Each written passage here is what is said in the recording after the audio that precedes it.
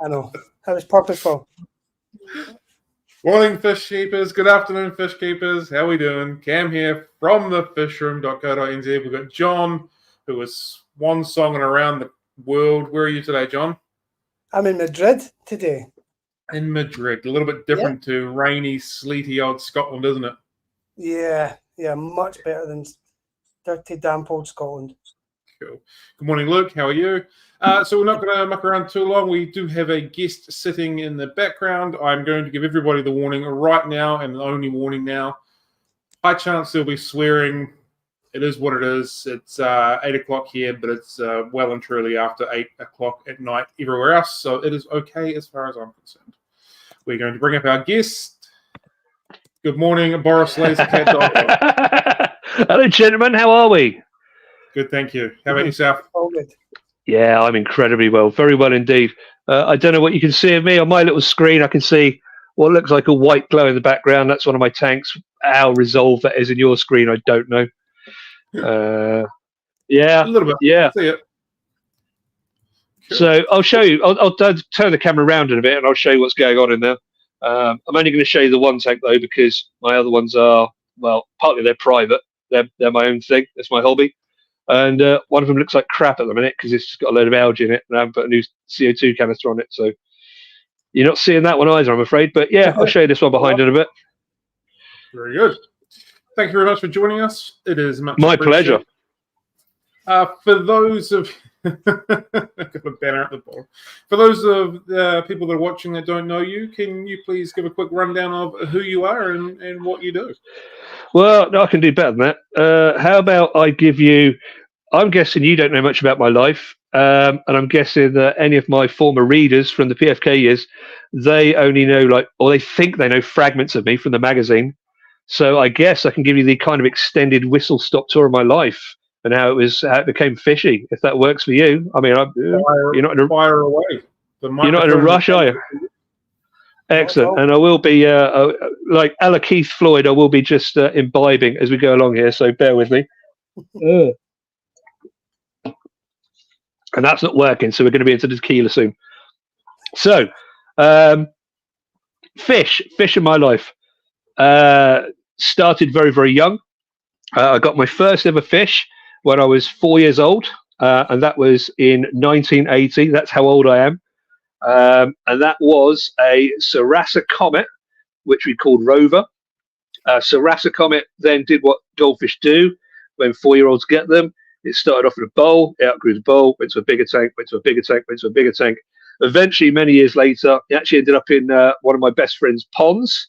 I lost track of that fish around about the age of 32, so it had a very good innings.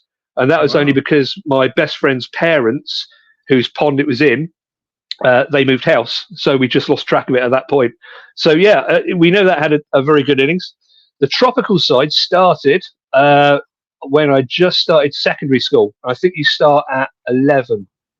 John, am I right? Is it 11 when we started secondary school? Is that about right? Yes, 11 going on 12. Okay, so in that case, it would have been my 12th birthday. For some reason, I wanted to be the unusual kid. And my 12th birthday present was a piranha, which we called Tiddles. Now, something happened with that fish. That was the spark that set everything off. So within a couple of years of that, we had, I think, 10 tanks in the house, ranging anywhere from an 18x10 by 10 up to like a 6 foot by 2 foot by 2 foot. And throughout my secondary school years, I was absolutely fish obsessed. I literally didn't want to do anything else but keep fish. Totally obsessed with it. Anyway, got through the school years, finished school, I was fucked. Okay, so I've literally come out, I'm like, I've got GCSEs, all I'm interested in is fish, not really much of a career market for fish. So a couple of years were a little bit wasted, a little bit lost. I was still obsessive as a hobbyist. And then fortune had it that my dad discovered a fish keeping course down at a place called Sparsholt College in Winchester, quite a famous college back in its day. So for the first time, I moved away from home, went down to Winchester and studied aquatics and ornamental fish management. And then I went back home again after the course finished. And again, I was fucked. So now I'm qualified in fish. There's still no fish jobs knocking around. So for a few months, in absolute limbo, didn't know what I was going to do in my life. And then completely out of the blue, because I'm from Hastings, a little town on the southeast coast of England, there's a big public aquarium. There was a sea life centre in Hastings, and they just advertised completely out of the blue. They needed a third aquarist to join their team over at Sea Life. So I applied. By definition of probably being the only person in Hastings qualified in anything remotely fishy, got into the job. Working with a couple of great guys there. I worked with the curator at the time was a guy called Paul Hale. He went on to be the curator of the London Aquarium, so very famous aquarium. And then I think, Cam, I think he might be down your neck of the woods now. He emigrated somewhere to the southern hemisphere, but I don't know where. And the other guy I was working with, or another lady I was working with, was a lady called Jen Nightingale. Again, she was very well renowned. She went on to be the curator of the aquarium at Bristol Zoo. And so in my time there, I absolutely milked them for everything I could possibly get information-wise. Not physically milked, but just milked them. Okay. Yeah. And then a few years of that was superb. I mean, if you can get, if money's not a worry for you and you can get into public aquaria, do it, because it is absolute career gold. Amazing time I had there, but the pay was absolute crap. Really, really bad pay. So at that point, bear in mind, this is what, late 90s now. I wanted to spread my wings and I wanted to make a career out of fish keeping. And on my radar, on the back of PFK, every month was advertised a store called Maidenhead Aquatics. Yep. Now, back at that time, late 90s, only had a handful of stores. They only had like a dozen, maybe 15 stores around the country.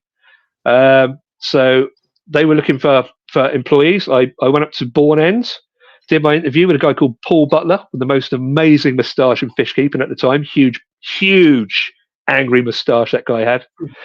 And the timing was just perfect because this was when Maidenhead was on its meteoric rise. So, John, you'll be more familiar with Maidenhead than Cam is, I'm sure. Yeah. But in the following, you Fishkeeper Scotland up there, of course. Right. So those didn't exist when I joined. So everything was basically stationed somewhere around London. It was all in the vicinity of the outskirts of London. 3 stores, I think it started with, wasn't it? What, the Maidenheads? Yeah. Well, originally it was 1. It was just it was Bourne End, just outside of Maidenhead. I think that was the initial store. Yeah. And the guy who founded it, David Lawrence, was an absolute visionary. So he brought in things that no one else was really doing. So hire purchase on aquariums, made an awful lot of money very quickly. But I caught Maidenhead just on this massive expansion. So I was in there at just the right time. So I spent a very, very brief spell at a place called Syon Park down near Brentford, near Kew Gardensy way. And then I went across to Bristol, and I founded a store there with a guy called Dan. Very successful store, still there to this day. And again, after a few years there, it was still expanding. Still wanted to spread my wings. Went up into the Midlands, set up a store called Telford. Also helped out with a couple of other stores. So the guys up at Mere Park, for example, had fingers in a few different pies, and that was great for a while. But again, eventually they kind of reached what I thought was their peak, and everything started to slow down. So they had stores in Wales, they had all across the UK. At this point, they had the fish keepers up in Scotland, and it was quite obvious that it was getting very saturated. And it was like, well, there's not much more moving I can do now. There's not going to be that many more stores going up. So I jumped ship, and then I went into freelance writing for a while, freelance aquatic journalism. So I used to write for, there was a magazine at the time called Tropical Fish. You might remember. Yeah. So I used to write for those guys. Used to write for PFK, handful as well as non-fishy mags. I was just very freelance journalisty. And again, that was a good life. The only downside to that, as any of my contributors will attest, is that the pay from freelance journalism is very intermittent. So it all depends on the editors as to when they're going to run a feature. If they're going to sit on it for 3 months, you just don't know what they're going to do. So you can work your ass off. You might get a huge amount of money 1 month, and then you might go with nothing for 2 or 3 months. So it was inconsistent. I had a mortgage to pay, and I mean, the money was running out and the mortgage was going nowhere still. So started looking around again. And then another moment of complete luck. There was a college just up the road from where I was in Telford, a place called Reese's College up in Nantwich. Fascinating college. Well worth a look at sometime. It's one of the few colleges in the world where they teach zookeepers how to become zookeepers. So it's a college with its got its own zoo on site. So you've got like dangerous cats, you've got hoofstock there, you've got monkeys there, you've got, I mean, you name an animal, it's there. It's brilliant. And they had big ties in with like Chester Zoo to help students get hands on. Anyway, by the by, they were just setting up at that time a huge aquarium section because they wanted to expand their teaching and move into teaching aquatics. So quite literally, the course I'd done like decades before down at Sparsholt, these guys were now doing up here. So I applied. That was a heavier. I didn't just walk into that job. There was an awful lot of people that were interested in that job. I had a little bit of there's a little bit of a nepotic connection there, I'd say, because the two head lecturers at the time, David Hulse, Dave Wolfenden, were also both freelance writers working for the same publications that I was. So we already had a bit of a rapport there. They already knew what I was capable of. Anyway, long story short, got the job. So I spent a few years there teaching aquatics, lecturing aquatics. Again, absolute golden age. Didn't think things were going to get much better than that. I thought like this is the height of being. And then completely out of the blue, I can't remember if it was a phone call or if it was an email, but someone got in contact with me from PFK, one of the publications I've been writing for. And they just gave me the heads up that the existing editor, he was leaving, and that if I applied for the job, there'd be a very strong running for me to go in for it. Now, I didn't apply for the editor's job, never wanted to be an editor, but I did throw my hat into the ring. And I was like, well, when he moves up, I want to be the writer. I want to be the features writer or the features editor. And then lo and behold, again, just breezed my way straight into that one. And that's where I was for the best part of 15 years. So yeah, I started off as a technical writer, moved on to features writer or features editor. And then eventually, this is kind of where it all went a bit wrong for me. Eventually, as much as I fought it tooth and nail, I kind of got pushed into the editorial role. I didn't want to take on the magazine. I was a writer. I've always been a writer. I've not been an editor. And so, yeah, eventually, I was kind of shanghaied into the role, I guess. And I took the editorial position. And then I stuck that for a few years. And again, only recently now have I left. So that was the start of July. I left that. And now, because I know a lot of people are eager to know where I'm working now, I work locally. So I've kind of come full circle, and I work in an aquatic store that's just down the road from where I am in Hazel Grove. I'm now up in the northwest. I work in an aquatic store called the Fish Room at Brookside Garden Centre. It's a charming little place. As soon as I walked in there, I was like, didn't even know it existed. It's literally 30 minutes walk from my house. I didn't even know it was there. Wow. And we only stumbled on it by accident because I was looking for an apple tree for the garden. Went to the garden centre. Straight at the back, I was like, what's that? There's a fish room back there. Went inside, and it had that nostalgic feel of all the stores I loved from like the 80s and 90s. Yeah. But it was kind of modern at the same time. It was the guy, the owner of it, John, has a very similar image to what he wants out of an aquatic store as what I want. So it's just like a boutique of lovely like botanicals, lovely bits of wood, lovely rocks. Mainly we're aiming at newcomers. It's a very noob-oriented store, but it's one of those stores where like every fourth or fifth tank you look into, there's a little gem. There's just something lurking in there that you fall in love with. And so, yeah, as soon as I saw that place, I just fell in love with it. And so, yeah, I started doing a little bit of part-time work there, going back many months. And then, yeah, in recent times, I just realised I was so much happier there than I was doing the editorial work that, yeah, I just asked him if he wanted to take me on full-time. And here we are now. So, yeah, I water change tanks, I algae wipe tanks, I serve newcomers, and I've never been happier. It is just, I've reached nirvana. And it's just like being a sort of 15-year-old back in doing weekend work in the local fish shop. It's just lovely. It's just absolutely lovely. But now I get paid like a grown-up money to do it, and it's wonderful. So yeah, I said it would be a sort of larger whistle stop tour. I think that was like 10, 12 minutes there we did. But yeah, that's who I am, and that's my background. So yeah, lots of eclectic different types of aquarist experience, culminating in a long career in writing, and now finally ending up with me just curating the livestock in a charming little boutique at the back of a garden centre with its own miniature railway. So. Well, there's nothing more therapeutic than getting your arms wet, cleaning out. Absolutely. Cam was just asking what passion for fish keeping that only can have. It's great. Yeah. I think Cam was asking what we had there. We've got a miniature railway on site.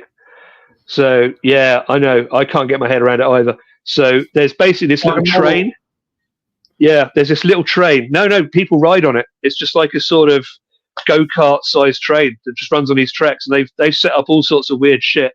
Like there's like little gnome villages and shit that you ride past on the train. I don't know. I've never been on it.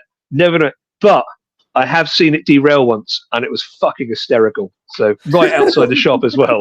Little thing, tanking along, and just yeet off the fucking rails. Over it goes. They didn't know what to do. And I'm like, it's literally in our fucking gate. No one can get in. It's right in the fucking way. Like this. Sorry. Oh no. I was too professional for that. The phone wasn't on me, but yeah, I really wish I had a camera right there. It's like, yeah, this is gold, absolute gold. So the military railway isn't run by the fish shop or the No. It's the guys who run the garden centre, but the track comes right past our shop. So to get in, you've got to basically go like across a little railway crossing to get into the shop. And so yeah, if you're deaf or if you've got headphones on and you're sort of loitering, you could easily get hit, which would be hysterical. That would be priceless. Yeah. Okay. All right, you've taken us on a little bit of a journey. So we're going to see if we can stick to our structured questions and see how we go from there. I'm going to derail that shit in a heartbeat. So. That is absolutely fine. I feel a little bit ridiculous with some of the way that some of these questions might work, but we'll see how we go. Let's give it a try. What were some of the most valuable lessons you learned early in your fish keeping journey? Take that wherever you want to go. Valuable lessons I learned in my fish keeping journey. Gosh, I don't know. I mean, so many of those answers to that question are going to be the obvious ones. So I was flying blind until I got a test kit. But doubly, I was flying blind, A, until I got a test kit, and B, until I knew what the fuck I was doing with it. Because it's all well and good. I was like, I'm testing for ammonia, I'm testing for nitrite, I'm testing. What does this shit mean? All I know now is I've got a wonderful sort of traffic light set of different colours in test tubes, and I haven't got a clue what any of it translates into.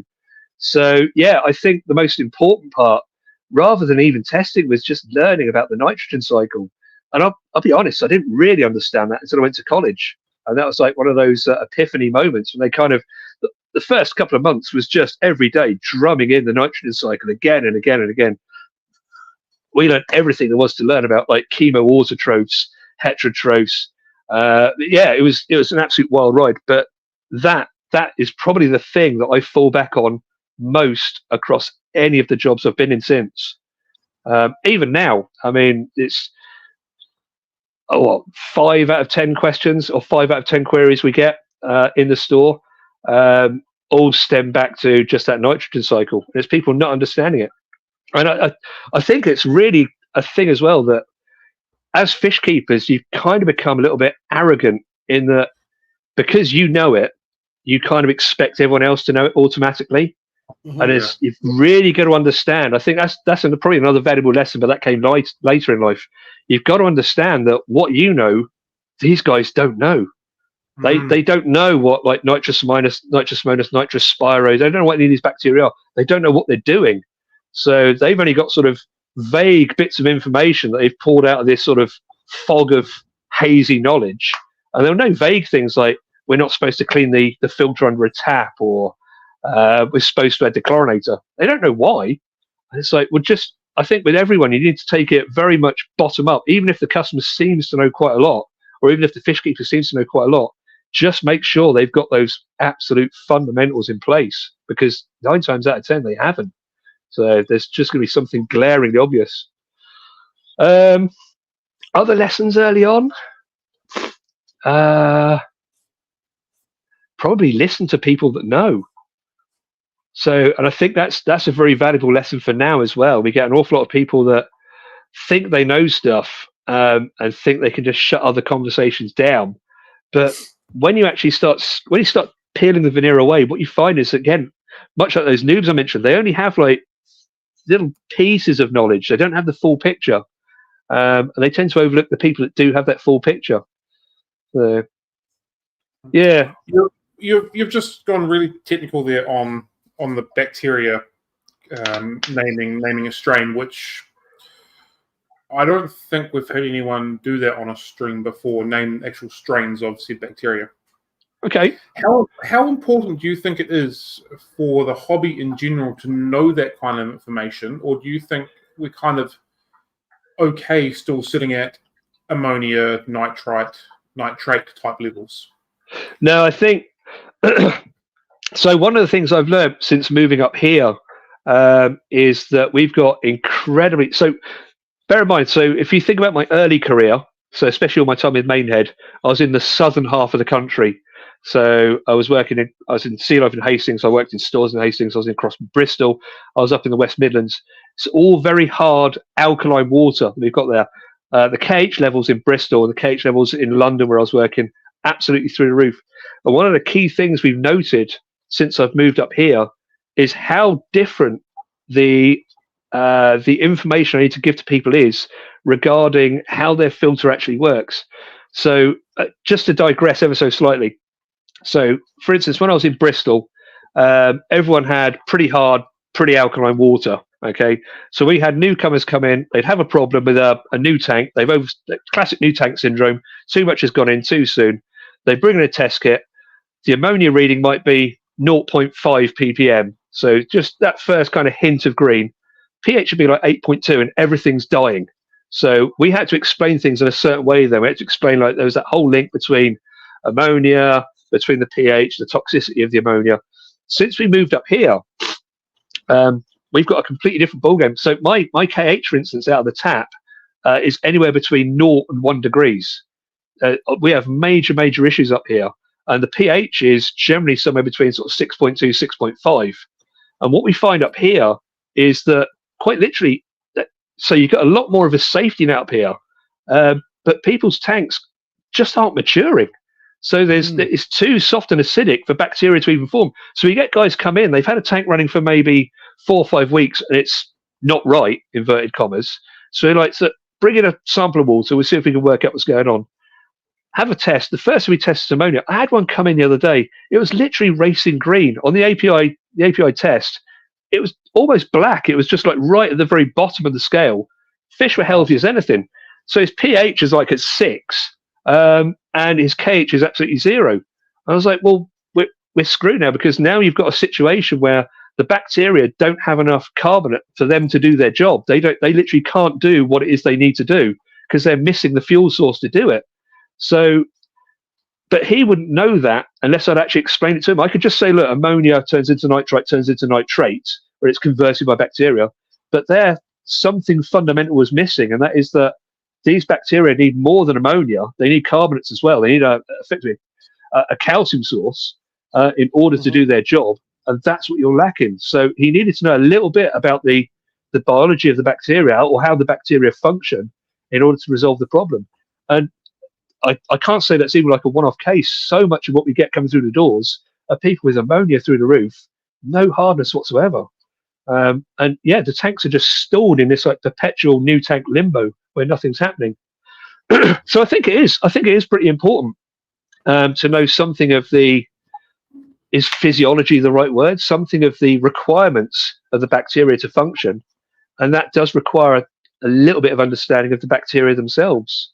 So yeah, even if you don't know the bacteria names, just to know what it is they do and what ingredients they need to do it is vital. And that's something that I've very much learned since moving up here.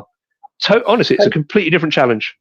How do you approach that for people that are just got into the hobby and just want to have a pretty fish tank in their lounge or something along those lines, like, because that's quite an overwhelming of knowledge that has to be passed on. So how do you break that down to a really easy consumable point, like your basic API, yellow, blue, red, good sort of scenario?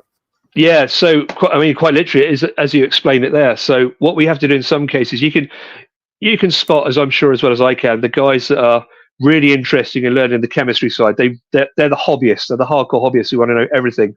And then there's the what you call the lifestyle aquarists, and they just want a glass box full of colourful things in the corner of the room. And what I effectively do in those cases is I just take ownership of the situation. So I just say to them, look, here's what's going on at the minute. You've just basically got, there's too much bad stuff. The fish are creating too much pollution. The bacteria that would normally break that pollution down or convert that pollution down, they don't have the ingredients they need to make this work. So here's a powder off the shelf. Here's some liquid off the shelf. Here's what you need to send it the right way. But come back in 3 or 4 days. Let me have a test of it again, and we'll see if it's going the right way. Literally, it's on the back of a business card. I'm literally writing instructions down of like 5 grams of this day 1, test it tomorrow, 3 drops of this, and then come back to me. But the beautiful thing as I set up here is that there's just so much room for forgiveness because that water's so acidic. Even if they do nothing bad really happens because the ammonia is just going nowhere. It's all bound as ammonium because it's so soft and acidic. It's just not causing problems. So you can, if you were being almost mercenary and lazy, you could almost ignore it, but yeah, you wouldn't want to do that. So yeah, it's just simplify, just taking ownership. So having worked in aquarium shop from the south coast up to the northwest, have you noticed a trend in different problems geographically? Yeah, only that KH thing. Yeah, only that hardness thing. Same kind of problem. Yeah, no, the difference is, so where I was down south, like I said before, it's just anyone gets the first hint of ammonia, their pH is so high that it's just lethal. Even like a whiff of ammonia is all in there as free ammonia rather than bound ammonium. And so we had an awful lot of troubles down south with people that had fish dying because it didn't take much. 1 or 2 overfeeds in a new aquarium was all it took to just push that ammonia up to toxic levels. Up here, Christ, you could stick in like a whole tub of aquarium and it would just do sod all. So yeah, if anything, it's just, I would say if I was starting afresh and I'd come to the north, I'd have had such an easy ride. But if I'd then moved south and tried to take my ethos of fish keeping from up north down into the south, it would have been a complete disaster. Because I'd be looking at things that just wouldn't work. I'd be looking at people bringing in like test tubes of dark green ammonia, and I'd be thinking, why have you got a problem? This has never caused me an issue at all up north because everything was so soft. So yeah, I genuinely think it's easier to keep fish up here in many respects than it is down south. Yeah, and unless you want to keep hard water fish, in which case, yeah, big problems. Yeah. We've had Britain's not a large, mass of land, but the water perimeters are so different from the south to the north. Yeah. Completely different. So we had a question. There we go. I'm going to try and pronounce that word. Well, I'm going to try, I suppose. Archaea. Archaea bacteria. So this is all based on a single review by a chap called, I want to say his name is Josh Neumann. I think if I've done him a disservice and got his name wrong there, then I apologize. What he did was he did a study some years ago, going back a fair few years, where they analyzed the contents of filters, literally aquarium filters from various sources. And so they took effectively the biofilm out of biofilters.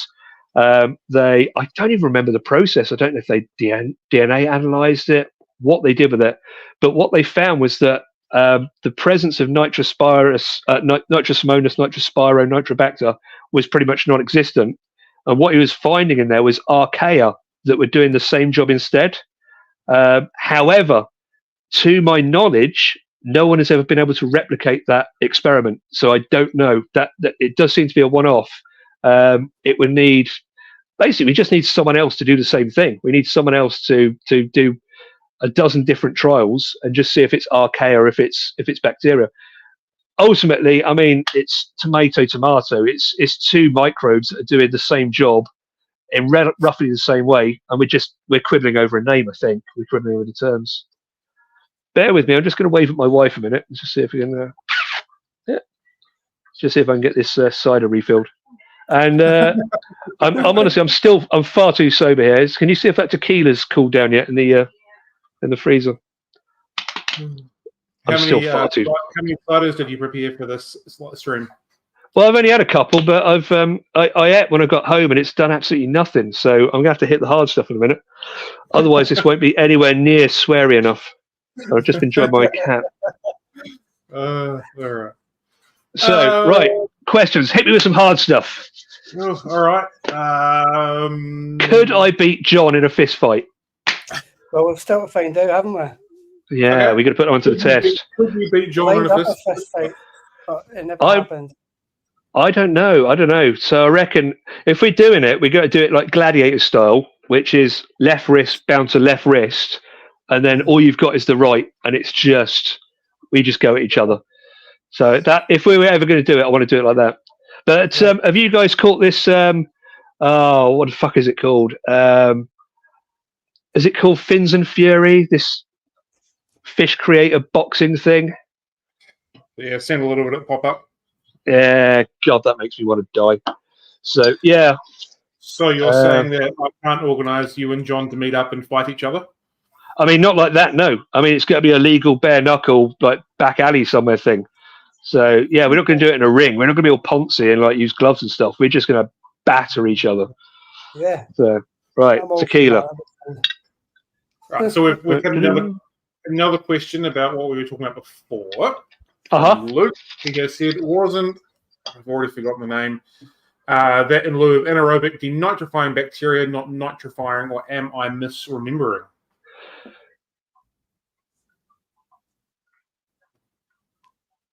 Yeah, I think it was not denitrifying, actually. Yeah, I might have got the term wrong there. So, yeah. But again, more research needs to be done in this area. So everything we know on the subject, so Nitrobacter, all that's born out of aquaculture anyway. So we're literally we're piggybacking on the backs of like carp farmers and trout farmers. So there's very scant information based on aquaria. So, I mean, I'm perfectly open to be like corrected and shown what is exactly what. I'd love for someone to just do like a definitive analysis and tell me what the hell is actually going on inside our filters, so we know for once and for all. But yeah, all we've got are clumsy tools to work with. There aren't many of them, unfortunately. So what works for 15 tons of carp in a fishing lake probably doesn't work for 38 neon tetras in a 60-litre tank. But maybe there are parallels between them. So yeah, but that like I say, it's a blunt instrument, but it's all we have. So if someone can provide better, I will read it from literally from start to finish, and I'll just ingest it all. Tequila. Empty coffee. Jesus.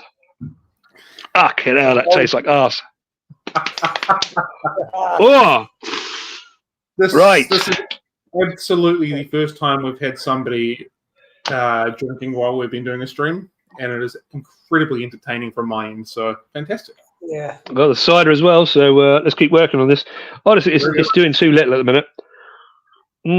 But I want to talk about fish photography, because obviously when you were doing tours and stuff like that, you missed about it an awful lot, about the scratches on glass and having to work around it and things like that. So how did you achieve print-worthy photographs without big scratches in it? With extreme fucking difficulty is what I'm going to say there. So for every one photo that has been published in there are probably 50 or 60 that just ended up going absolutely nowhere. So it's all about that lucky shot. So yeah, with fish photography, I mean, I was blessed in the time I was working with publishing. I was absolutely blessed. We had the best design software, and we had the very latest of Photoshop, Lightroom, Camera Raw, all the gimmicks. So yeah, I started off not really having a clue about fish photography at all, and I was actually a street film photographer. So I used to just run around with a few old 35mm analog cameras and a medium format, basically a Russian version of a Hasselblad, the old Hasselbladsky. And it was only when I started going out on shop tours, because with PFK every month originally we used to have to go out to like 4 stores every month. Oh, you still there, guys? Ooh, You still there? Yep.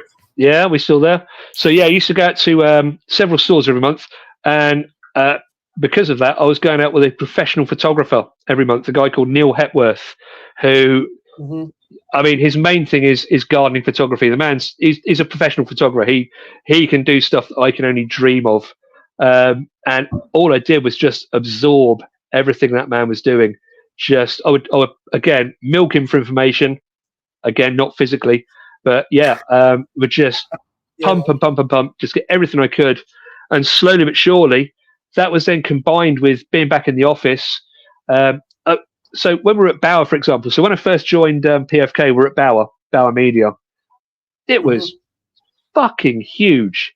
Bauer was like a 2.5–3 billion pound turnover a year media empire. Yeah, it was huge. So one thing I should probably clear up. So when you think of like PFK Editorial, you're probably thinking of like a dingy little office with a couple of fish tanks in there and like a couple of fish nerds knocking around.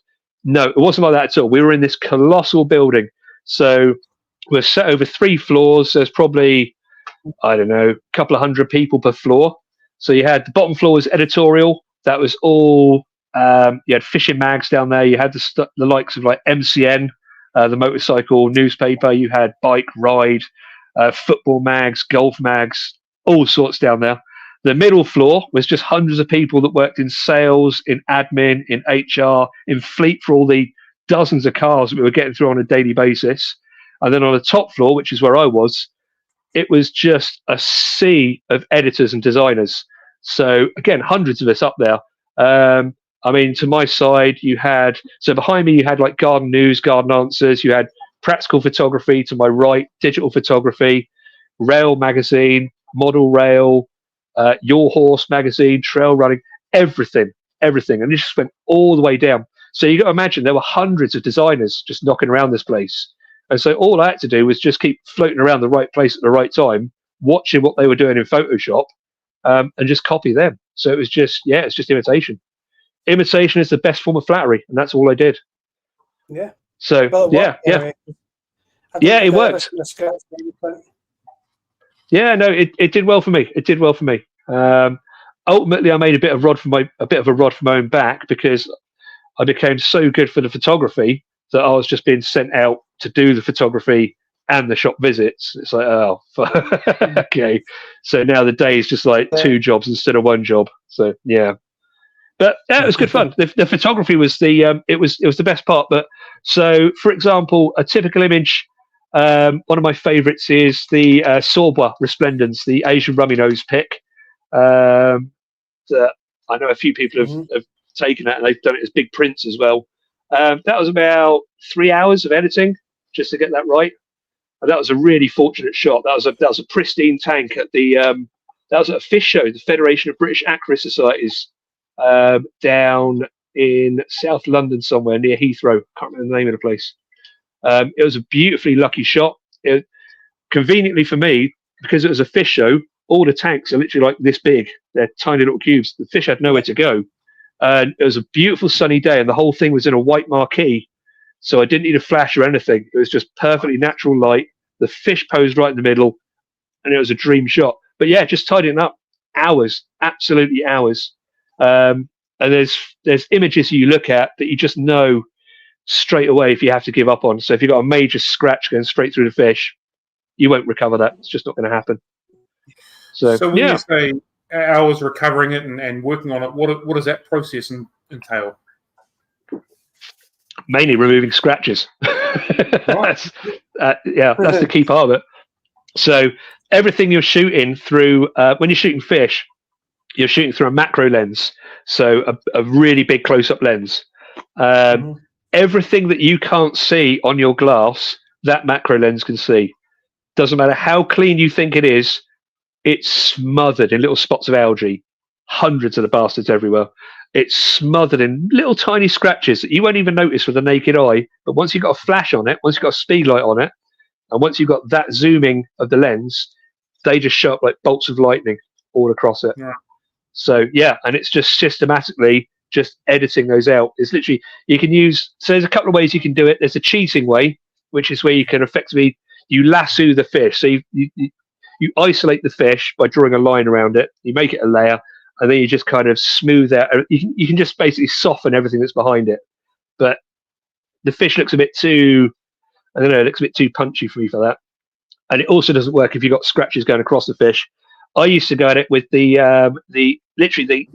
healing tool. So you just have a spot that you can make of any size you need. And as you click a particular part of that picture, it'll just correct it, and it'll try and blend it with whatever's behind on either side. So sometimes it works, sometimes it doesn't work. If it's a big scratch, you're not going to recover it. But if it's little tiny hairline fractures, you can just spend ages just clicking through and just tidying up. But then even when you zoom in, so for print quality images, if you want something on a cover, you're zooming right in. So you're literally looking at, you've got a full-size screen, like an A4 size screen, but just landscape as opposed to portrait. And in that, you'll maybe have half a dorsal fin. That's how zoomed in you'll be. And you're just picking out all the little bits of dirt, all the little bits of... So, the other thing that... the other thing that you have to pick up a lot of is as soon as you put a flash over the tank to shoot a fish, any tiny bit of dirt or dust or anything that's in that water, it just shows up like a snow globe. So there's thousands, and I mean thousands of little spots everywhere, and they're all over the fish as well. And if you're trying to blow it up to be a front cover fish, you need to get each and every one of those out. Otherwise, it's just an eyesore. So that was a rambling answer, but yeah, there you go. I like it. We've had a few questions from the floor. We'll just go through these. Rebecca has said you have had someone drinking during the stream. I just used mugs during the interviews. I apologise, Rebecca. Yep, you're right. I'm wrong. Incidentally, from a mug. Oh, is he gone?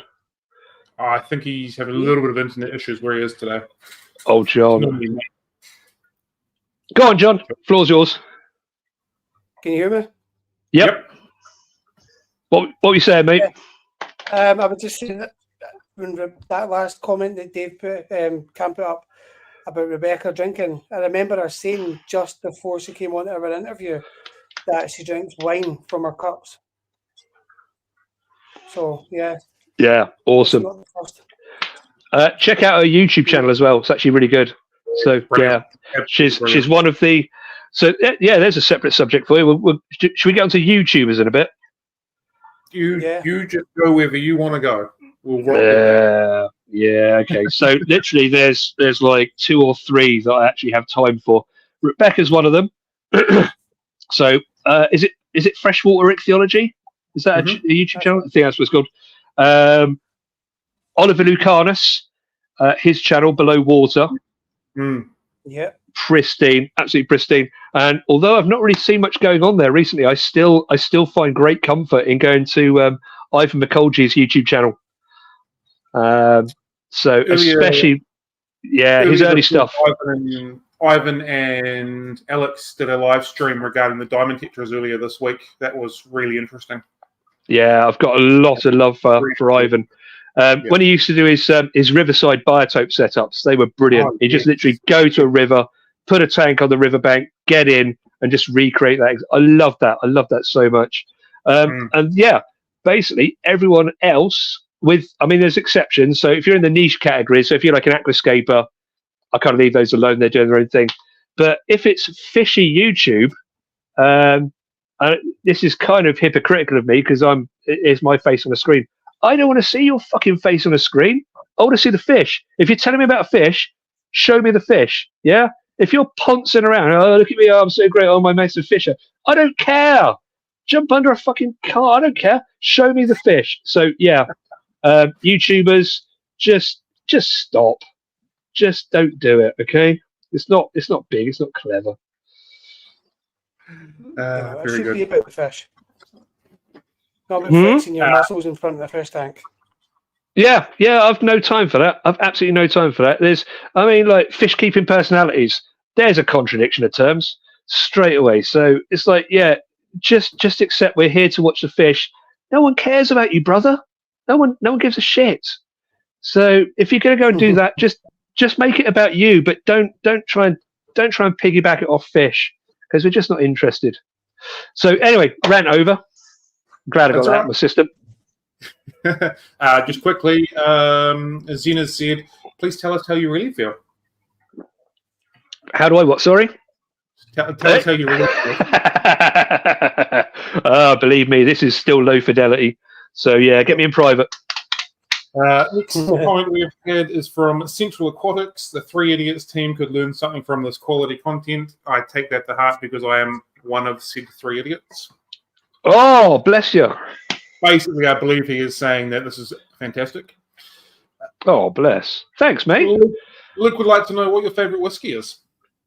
Right. So, So long story short on this one, I can't really drink it anymore. Basically, last Christmas, I got gout. Yeah, okay. No idea. Oh. Yeah, no, complete pisser. So, to my fame though, I'm the first person in my entire family to ever get gout. So a lot of that is probably down to the amount of tin sardines that I used to eat. So if you've got gout, don't go near tin sardines. They're like the absolute worst. But yeah, one of the triggers for gout is whiskey. So I can't drink it. I've basically had to like put it on a back burner. However, when I was drinking whiskey, I liked a lot of them. The best one for me was the Japanese blended whiskey, Hibiki. That stuff is just, yeah, it's got a subtle nip to it, but it's just, no pun intended, but it's got a subtle, yeah, it's nice. John, do you have a favourite whiskey while we're talking about it? Or is John gone? Lefroy. Oh, he's gone. Yeah, he might be gone. Let's assume he's drinking whiskey right now, eh? I believe he said Lefroy. Oh, yeah, Lefroy's good. Yeah. We've got another question.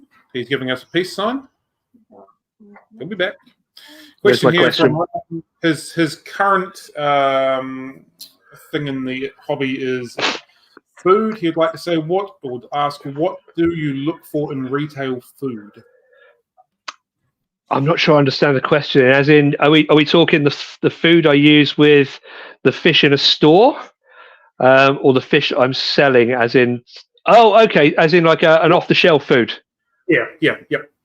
Okay, so my food of choice, and this will really piss a lot of people off, and I don't care, is aquarium flake, simply because in all the years of fish keeping and all the fish keepers I've known who've fed aquarium flake to their fish, they've always had healthy fish. They've had brilliant colours.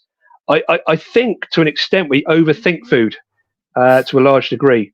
I mean, if you're keeping fish so an awful lot of cichlids are effectively like borderline detritivores.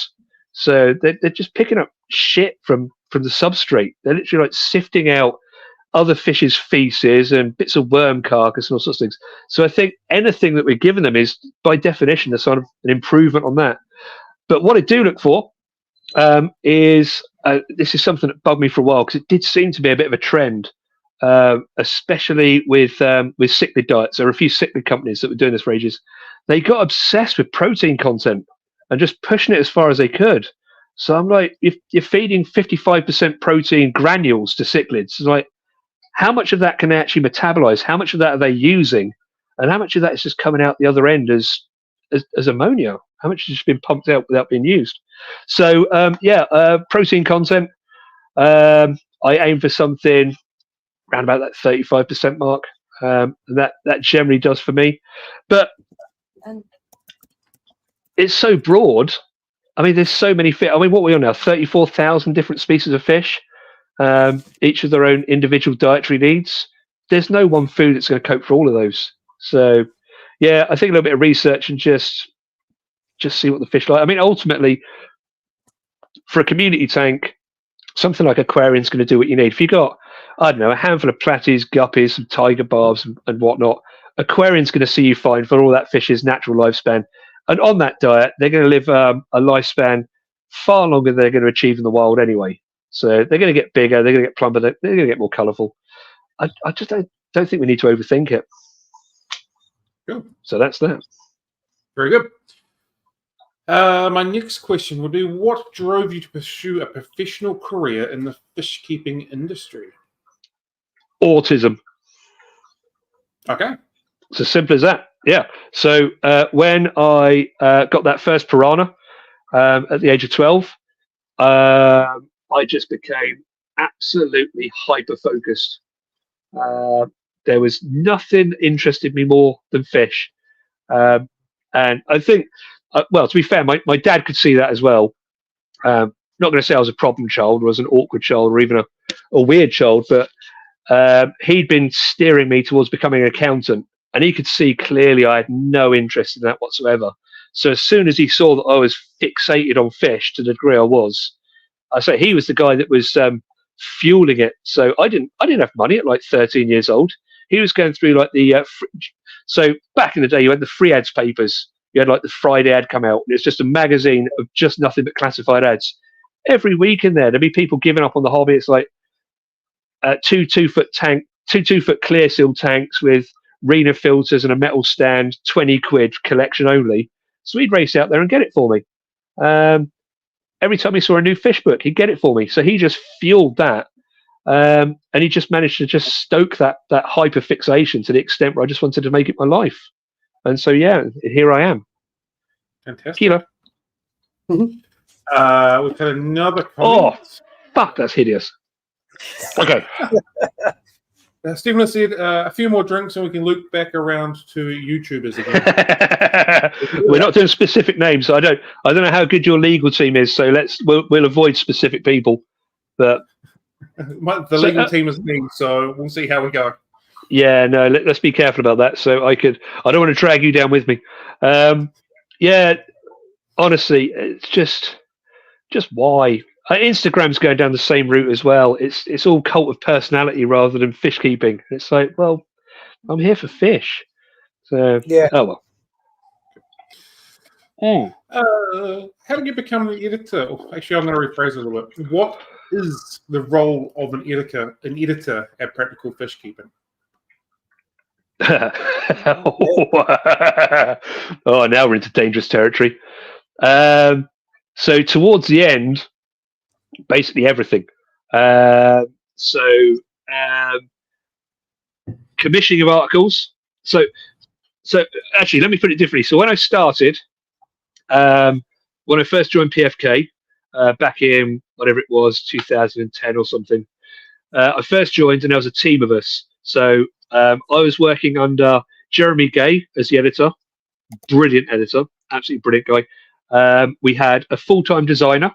We had a full-time sub-editor or copy editor, production editor, and we had someone part-time just doing the web content. So their job, I think it was 3 days a week. They would just come in, they'd scour the internet for the latest news stories, a bit like Fish in the News is doing, and just put those onto the web. So, and over the years, that team dwindled. So as advertisers disappeared and as the money became scarcer and scarcer, all of those roles, bar the designer, sort of fell to yours truly. So towards the end, you're doing all the commissions for the magazine. So you're trying to find what the stories relevant to the day. You're trying to find out who the people are that know about those stories and who can write about them. So who's breeding interesting fish, who's making interesting imports. And then you've got to commission those guys. So you have to do briefs, which means you effectively tell them what you want. So you do a few hundred words, what the title should be, how they should introduce it, all the key points you want incorporated into the body of the text, how they conclude it, and the writing style, and just a few grammatical tips. I was also the production editor. I was the sub. So every bit of copy that came in, I then had to go through that and effectively edit it. So I had to, if it needed redrafting, it would be redrafted. Every single scientific name had to be checked out. So there's a few different sources you use that. Traditionally, Seriously Fish was great, but Matt hasn't really touched that in a few years now. And even Fishbase couldn't keep up with the scientific names. So you'd fall back to Eschmeyer's catalogue of fishes, see what the most valid, up-to-date scientific name is. Even if that was a little bit disputed and you weren't quite sure. So if you had 3 different names, Fishbase one name, Seriously Fish another name, and Eschmeyer's on the third name, you just go back to the person who described that fish. You just tap them up wherever they are. It's like, what is it? Where are we? Where do we stand with this? So it's all time-consuming. It's time-consuming stuff. Then you have to source all the imagery that goes with those features. So that in itself can be an absolute ball ache. So in some cases you have online libraries, so places like Alamy, Shutterstock, and so forth. More often than not, you'll tap in a fish name. So I don't know, Pelvicachromis sacromontis, and you'll look at a page of images and you think, right, 80% of these are wrong, and it's not actually that fish. So you then got to go through and find the exact right fish. So you've then got the images and you've got the word. You can send that, or the copy, sorry. You send that across to the designer. The designer puts it together while you get on with something else, and then it comes back to you. Then you've got to go through it. The next thing is to make it fit. Now, this is the bit I kind of enjoy, but it was also a time-sucking ball ache. So if you look at any page of PFK as it was, you'll see that everything lines up nicely. We don't have. You ever heard of widows and orphans? No, widows and orphans. So that's where you've got, for instance, at the end of a paragraph, you might have like the paragraph will finish, and there'll be one word left right at the bottom. But that might also go on to the next page. So the paragraph might run down to one page, and then at the very top of the next page, you might have like a single word and a full stop. Mm-hmm. That's like an orphan. You've got to get rid of all those. So if you then chop the content down, the other thing, of course, is the designer only takes what she can work with. So there'll be X number of photos, X amount of copy. So you'll get maybe 6 pages back, beautifully designed, but 400 words are over matter. They don't fit on the page.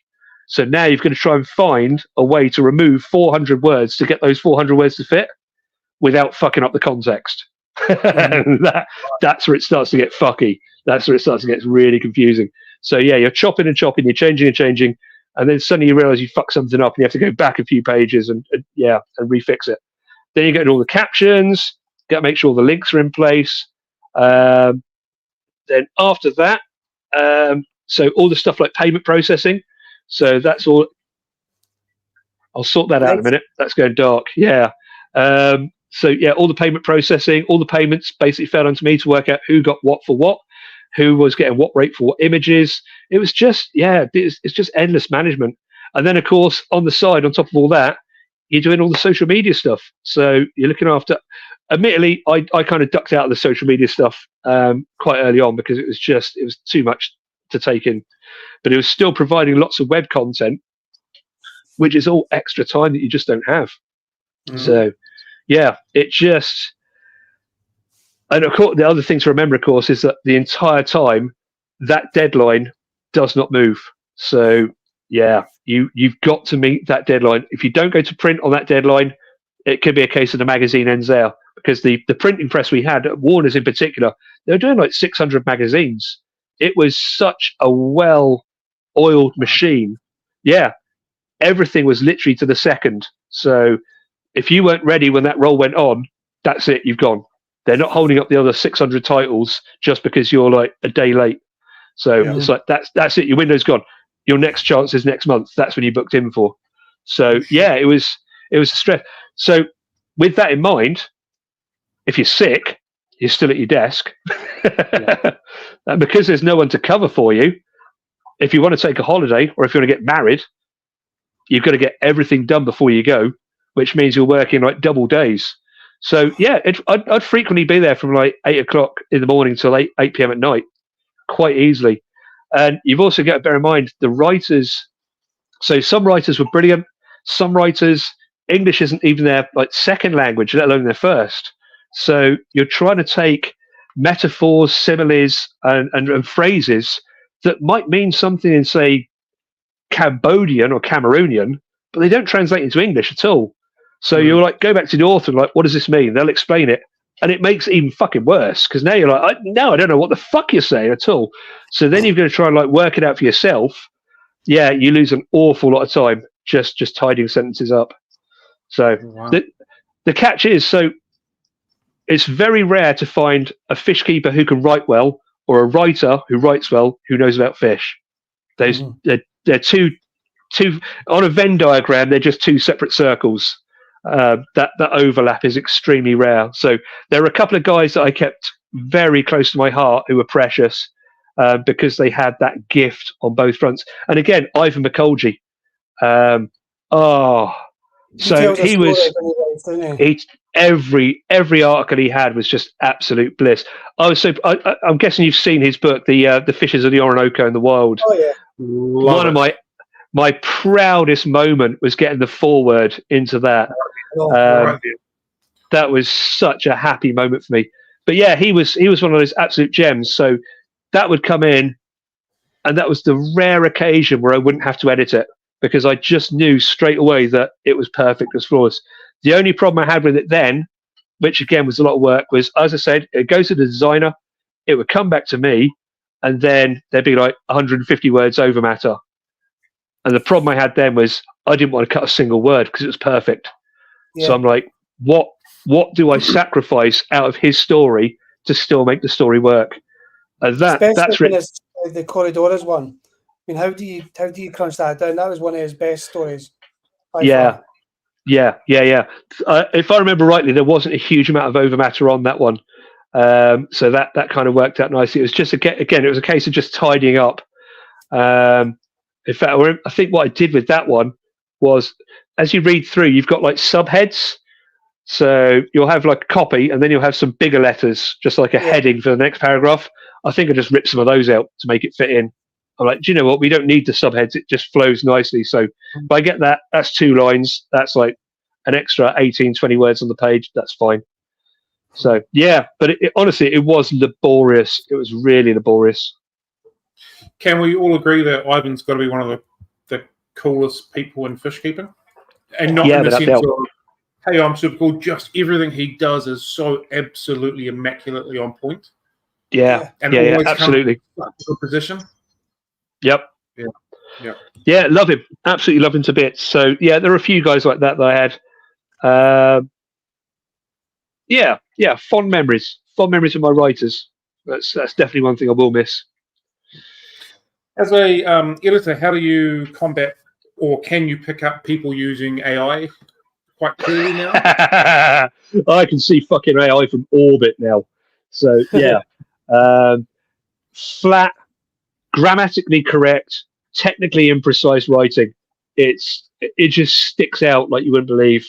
So yeah, and that was another ball ache. So once the ChatGPT thing became a thing, fuck me, the amount of submissions I had just soared. Oh, I can imagine. Yeah. So I mean, there was some absolute flags straight away. You get a name come in, you'd be like, I don't know, who's Gary Bones? And so you look around, you'd be like, right, first things first, straight on Facebook, because I've got fingers in every pie on Facebook. I've got so many connections on there. If this guy exists in the fish world, he's going to show up as a friend of a friend somewhere. So straight away, if it was an absolute unknown, that was a warning sign. But you've also got ChatGPT detector. So there's just a website. So yeah, just copy paste the first paragraph into ChatGPT detector, and it'll just tell you straight away. It's like, yeah, this is 100% AI. But to be fair, if you're in my role, or if you were in my role, and you couldn't spot it within the first paragraph, you had no position being in my role. So it's just it's one of those time served things. So it's like, I guess, It's like antique dealers. How do you spot a fake? It's just time served. They've seen so many of the real thing. They know that there's going to be idiosyncrasies. There'll be perhaps a punctuation. Even the best writers have their own little signature fuck-ups that they make. So they could be beautifully florid writers, but they don't know how to use a semicolon. And that's the thing that will grab you straight away. Be like, that's wrong. That shouldn't be there. And then you know they're genuine. ChatGPT never does that. Never makes those mistakes. If it's grammatically perfect, it probably isn't a fish keeper. simple as that. So yeah. I'll bring up this question while we're talking about a similar thing. Luke has asked, when I worked at a store, I always got a lot of questions about what plants were. I wrote a plant ID for Complete Beginners article. Is there a way you'd recommend submitting it anywhere for a review? I wonder if Ivan would help out here again. So, do you know Ivan's just written a plant book? Yeah, might be worth even chatting to Ivan and see what he does. Now, I used to have like contacts in the botany world. Again, by virtue of just being back to back with the guys that worked on Garden News and Garden Answers. So we used to play foosball together in Bower. We do all sorts of stuff together. And they were brilliant plant guys, but I've lost those contacts now. So yeah, on the planty stuff, I'm probably not that much help. I've got to be honest. Ivan's probably your best bet. Who else have we got in the plant world nowadays? We've got Christine Kesselman, is it? I think it's Christine Kesselman. I don't know if what was the lady who created the sort of almost hermetically sealed self-sustaining ecosystem planting tank? It's called the something method. It was her method. Wallstead, down in Wallstead. Yep. Yeah, might be worth a try. But yeah, when it comes to plants, I'm afraid I'm vague there. I mean, maybe even if you pitch it to guys like Tropica, Denelay, even the guys at Aquadistry or Aquadip, if it's good, it might be something they want to get behind and just produce as like a leaflet, just to have in stores. So maybe. Do you know what? Aim big. Go for someone like Denelay. Go for Tropica, and see if they're keen. Who knows? Maybe something they want to publish. Cool. Some great advice there. How do you think the fish keeping hobby has evolved since you started? That's a good question. Has it evolved or has it devolved in certain ways? That's a good answer. Yeah. So, right. Have you had anyone smoke on your cast before? We're not going to get pulled off YouTube, are we? No. I don't know how the YouTube rules work, so... Right, we're going outside. So I sent someone a message this morning saying this may or may not be the make or break of us. It might be the live stream that gets cancelled, so we'll see how we go. Right. Well, to be honest, I've been really well behaved, so I'm going to go as far as this back door, and I'm just going to spark up here. I doubt you can see me. Well, I'll turn that way. Right. How's it evolved? Would we call social media a good evolution of the hobby? So I don't know. I think also, actually, do you know, let's take a step back here. When we're talking about the hobby, are we talking about the collective hobby, or are we talking about the individual hobby? Because those are two very different camps when you think about it. When we think of hobbies, traditionally speaking, a hobby was something that you did. It was like stamp collecting or making model railway sets up in the attic. It was a fiercely isolated and kind of insular thing that you did. It was something that you kept to yourself. It was your way of escaping the world. And I think now, bear with me, that's just not lit. I think now we're all too obsessed with collectivized hobbies. Hobbies don't seem to be personal anymore. They seem to be. Yeah, they seem to be public. So you look at hobbyists, and the highest aspiration of a hobbyist nowadays in so many areas seems to be to get an Instagram following or a YouTube following doing their hobby. It's like, well, that's not really a hobby anymore. That's I don't know, that's public. That just seems to be the antithesis of what a hobby is to me. So, but anyway, speaking from an insular point of view, so the hobby as an individualistic thing, how has it evolved? I mean, technology has come a long way, a hell of a long way. This is still not saying lit.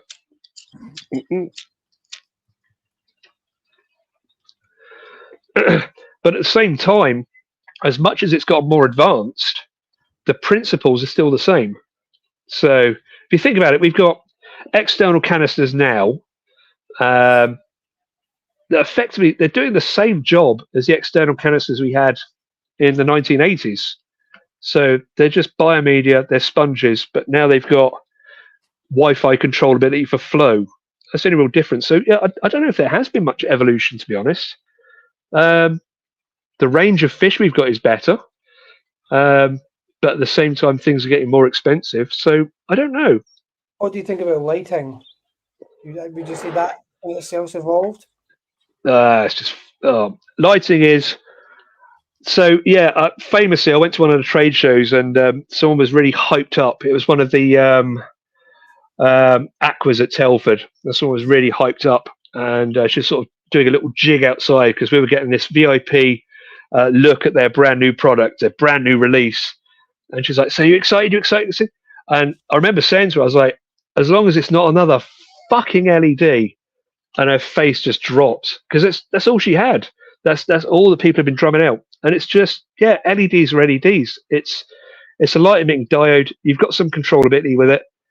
It's better than fluorescents that just were on and off. But I don't know. I don't know how much more benefit we're getting from that. I mean, apart from the whole ramping up gradually and ramping down gradually, that's progress. So we're not shocking our fish by turning the lights on suddenly. But yeah, I don't know. From the aquascaping point of view, they've been a bit of a godsend. A few of our guests have mentioned a light unit with the capacity to type in coordinates for biotope aquariums, and you can tie into the actual scheduled sunrise and sunset of that area. Okay. I think that'd be quite interesting. Yeah, that'd be good. The question I'd have to ask there is, would the fish even understand it anymore? So many of these fish are farmed.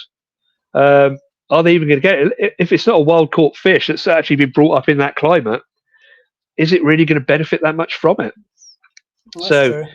if you're an X-ray tetra and your last 300 generations has been in a Singaporean farm, what do you know of like I don't even know what river they come from, but let's say Rio Orinoco for argument's sake. What do they actually remember of the Rio Orinoco like sunrise and sunset?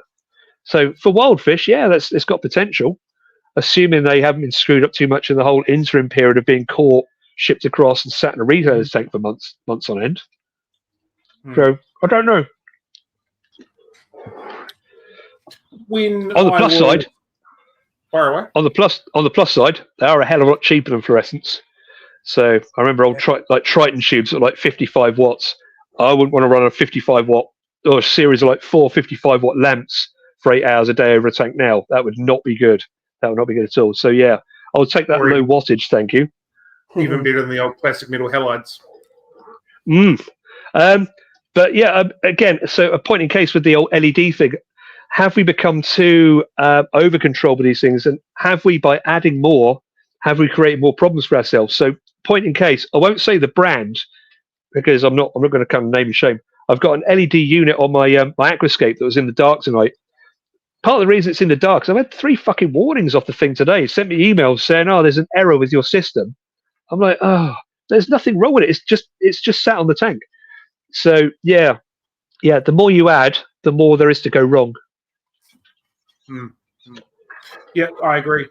When we must be talking about 10 years ago now, I was at a trade show type thing, and I was speaking to someone in New Zealand that does a lot of work along education in the industry and training big chain stores. Okay. And he was very, very keen on the idea that we're devolving because everyone's trying to make it simpler and not getting back to the root causes of things. Like you were talking about earlier with the ammonia at the softer water and all that sort of stuff. He's like, people are just not even paying any attention to that now. So in a sense, we're going backwards, but in a sense, we're going forwards because there's more information around at the same time. So it's a bit of a catch-22. But at the same time, are we again overwhelmed with contradictory information? So I fear for newcomers nowadays. So many guys go into the store and they're like, okay, we'll go away and research it. I'm like, you're going to look at 3 different websites and they're going to tell you 3 different things. So there's very little uniformity. I think part of the problem is there's a lack of uniformity of information in fish keeping. Yep. It's almost like one of those hobbies that's just entirely subjective. So some people have had, again, it kind of goes back to what I was saying earlier about the whole difference between North and South in the UK. What works in the North won't work in the South and vice versa. But so if someone's researching and they're looking at how to establish a tank, and they're looking at some guy who's had roaring success in the North, maybe doesn't even understand what ammonia and nitrite is, they follow his information and they're in somewhere like central London, it's going to go completely tits up.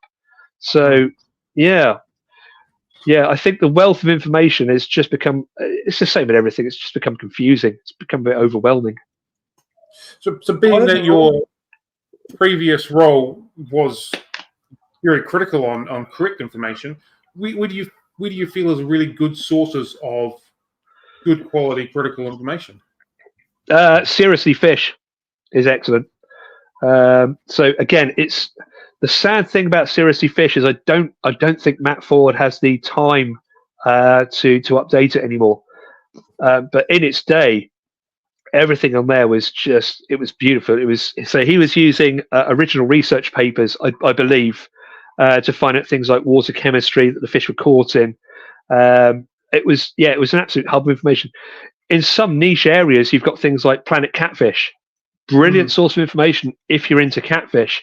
We could do with something of that caliber across each of the major families. We could do with like a Planet Anabantoid or a Planet Karasin, a Planet Cichlid. You've got the it's not Cichlid Press.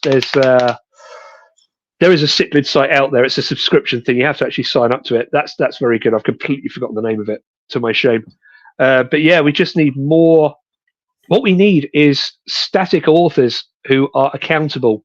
So with like the Catfish Study Group, I know Ian Fuller, brilliant guy with catfish. So yeah, he's putting all the information down there. With Planet Catfish, you've got Julian Dignall at the top. Yep. So he's vetting everything that's coming through. It's not a information by democracy kind of thing. It's being vetted. And it's being vetted by someone who cares. And I think we just need more of that. But yeah, Seriously Fish is great. While we're talking on it now, though. Sorry, you both went at me then. I didn't catch that. So just in Seriously Fish has got far too many ads on the site now. Okay, I've not been in it for the last couple of months, I don't think. But yeah, it used to be amazing. On my phone, I think the last time I used it, I did get a lot of pop-ups that were just blocking the view. Which again, it's a shame. Yeah, it's a website I use whenever I've been doing fish profiles for Cam on his website. I like the way the information's formatted. It's easy to just, you've got it at the top and then it breaks it down bit by bit, and then you've got the comment section and then the notes. It's really good. Yeah, it's easy to follow. It's very easy to follow. While we're sort of talking about catfish, Luke would like to know your opinion on the family Corydoras. Corydoras. Well, it's just been revised, hasn't it? The whole thing's just been revised. And yeah, in my smugness, I was one of the few people that bothered to learn all the names, so I feel a little bit. I feel a bit sanctimonious about that. I know my osteogasters from my hoplosomas now. Yeah, I mean, it was long overdue, and the guys have been working hard on it. Whether it'll eventually spread through to the common dialect, I don't know. Everyone's a newcomer who's still using Corydoras for everything. They have no idea. This information's not been disseminated through. But I think we'll slowly get there. It was the same with, if I go back to the early days, it was the same with cichlids. Everything was cyclosoma. And over the years, they started breaking them down to different genera. And those have started to stick. So we know our Amatitlania, we know our Cryptoheros. yeah, all of these things back in the day were all sickness over. It's just time. It's just disseminating through. It does tidy up, but I understand that there's still more work to do. So when I looked at it, the thing that stuck out most for me was the fact that Brochus, which originally was like 5 or 6 species, suddenly became fucking huge. Just like all the Corydoras they weren't sure about. It's like, fuck it, just put them in Brochus. We'll worry about that later. And I'm like, well, now Brochus doesn't make sense because Brochus are these big birdy bastards with, like Brochus multiradiatus and Brochus splendens, like, obvious big chunky bastard fish, and that's like again just Corys in there. So, but that would just be a future division. I know they're struggling. I did have some insider information from Liz Tencat, who'd been working on this, and that was like the one sticking point. That was the one confusing one was Brochus. I can't remember the reasons why though, because I'm like 4 pints and several tequilas in. I don't remember. So,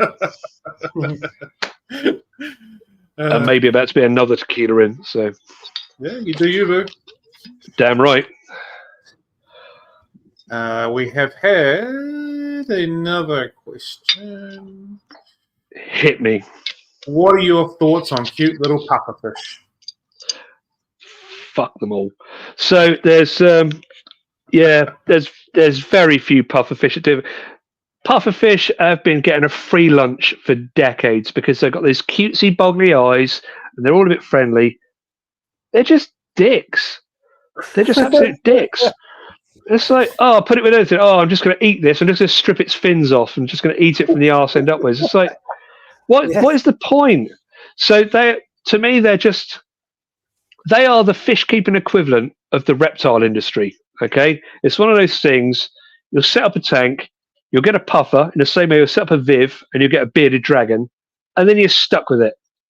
It's like you're now screwed for the next few years. You're just stuck with that one fish. Anything you put with it, it's just going to get torn to shreds. So if you think like the is it Powell Bailey eyes, the ones that literally like lurk on the bottom, like the pig nose puffers. I don't even want to put my hands in that tank because they just come up and do damage. They're horrendous. It's like, and you want that as a pet? Why? Just an absolute waste of time. So the only decent ones, you've got Colomesus. I'll give them a bit of a pass because they're kind of cute and they they don't bother everything too much. They just keep themselves. And the little what is it? Carinotetraedon? The little pygmy puffers. Yeah, I've seen those. Yeah, I've seen those kept with guppies and stuff before, and they were just harmless. All they cared about was like anything that was wriggling on the substrate, like worms. So they get a pass, but big puffers, just pointless, absolutely pointless. It's sort of like you're moving into like that monster fish category. Then it's like, oh, I'm going to get like a couple of Cichla ocellaris. Like, oh wow, no, what else are you going to do? You can't do any fucking things. You've got Cichla ocellaris in there. Well done. So, yeah. Brilliant. Another question from the floor. Do you think there is a correlation between drinking and fish keeping? Maybe something in the siphon water? I think there's a correlation between rave refugees and aquascaping. And I say this as someone who's studied that kind of area with some detail. If you look at the aquascapers of today, the aesthetic aquascapers, they've got disposable income. They all seem to be in a certain sort of age range. An awful lot of them are like refugees of that MDMA rave era. And I know that for a fact because I know an awful lot of them. It's like, you were pinheads back in the day. Why have you gotten into aquascaping? And why does it appeal to me so much? I was there in the day. And it's like, so, yeah, there is a link there. I know an awful lot of teetotal aquarists, though, and they are some of the most boring bastards I've ever met, if I'm going to be honest. They nerd out over fish, but that's all they nerd out over. And it's like, I've been to their houses in the evening. It's like, should we do something fun? Should we put some music on? It's like, no, let's just talk about my Thorixis for a few hours more. I'm like, oh God, have you got any like rat poison in the house I can drink? So yeah, the fun aquarists drink, and the wankery ones make YouTube channels all about themselves. So. Yeah. All right, so fucking hell. I should know every Oh. time you're about to take a shot. I need to give you a couple of minutes or a couple of seconds. Jesus, fuck, it's hideous.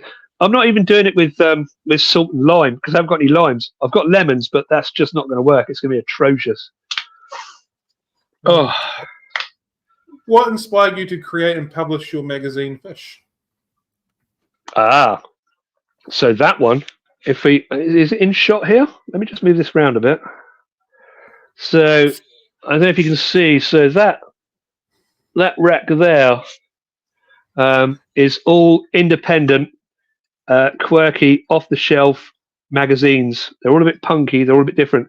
So as much as I was a fish person, I was massively into writing in a huge way. Hence, I jumped from Maidenhead and I did the freelance journalism thing. At that time, what I really wanted to do was National Geographic-esque kind of pieces. I wanted to travel the world. I wanted to learn photography, and I wanted to write these wonderful, creative, non-fiction pieces. That never happened, by the by.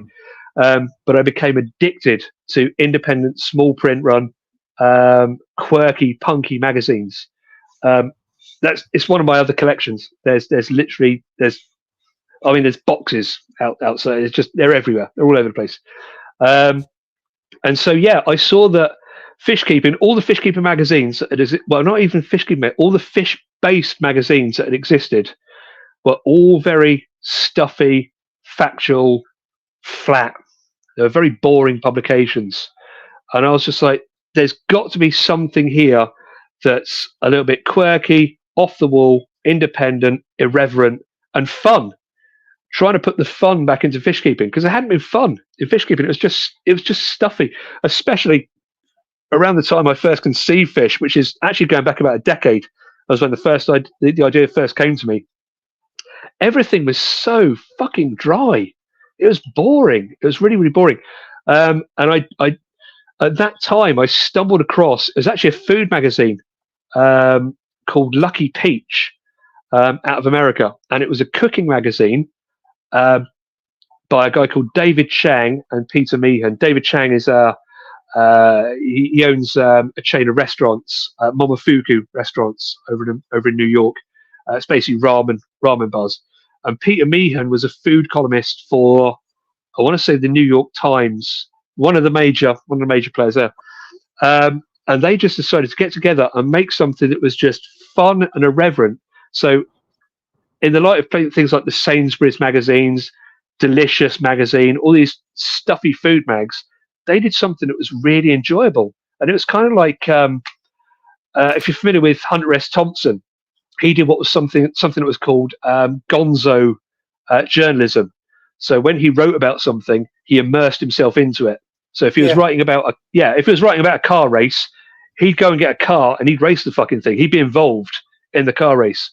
And I was like, that's what they were doing in Lucky Peach. They were like, so we want to learn about, I don't know, a sous chef. They get a job as a sous chef and then just write about that. But they write about it creatively, and it was fun. And it was like warts and all. It was everything. And I thought, well, why don't we do this with fish keeping or with fish in general? So, I just wanted to do something punky, different, but most of all, something that was fun, something that hadn't been done before. And so, that's how Fish came together. And the first issue was delayed for so long simply because I was desperate to get one artist on board, a guy called Toothis. Is this going on YouTube afterwards? Right. So if I point about there, stick a link up to Toothis's Instagram. The man is an artistic genius, and I desperately wanted him to do the cover work, and I wanted to do a feature on his work in the magazine. Fuck me, he was hard to get hold of and really hard to communicate with. He would just go completely silent for like 3-4 months at a time, and everything was hanging on this guy. So eventually I got Toothis on side. He gave me the green light. He gave me massive resolution images. I mean, if I printed these things out, they would cover my entire front of my house. They were fucking huge images.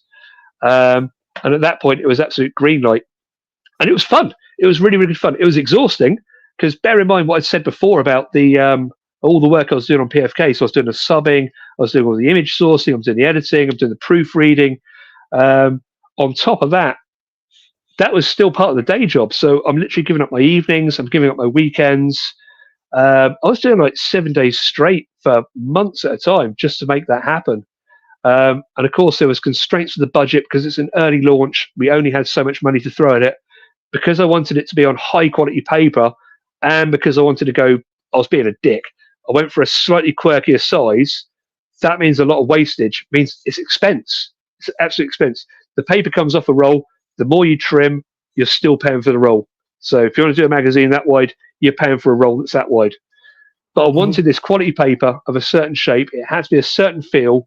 And for me, the thing was, in an age where increasingly we were just going to online for chaff writing, I wanted that sit-down reading experience, something that was physical to have in your hand that was fun and that was different. So yeah, that's how Fish came about. I remember you talking to me about the paper. That paper is another one of your passions, isn't it? Handwriting on real proper paper. Oh, fuck yes. Yeah. So just before we go any further, I just got a message from Andy Lister, and he told me to let you know that he's watching. Fucker. Yeah. Yeah. Ask him Melissa, where's my fucking curry? You promised me a spicy arsehole, and I still haven't had it. So where's my curry?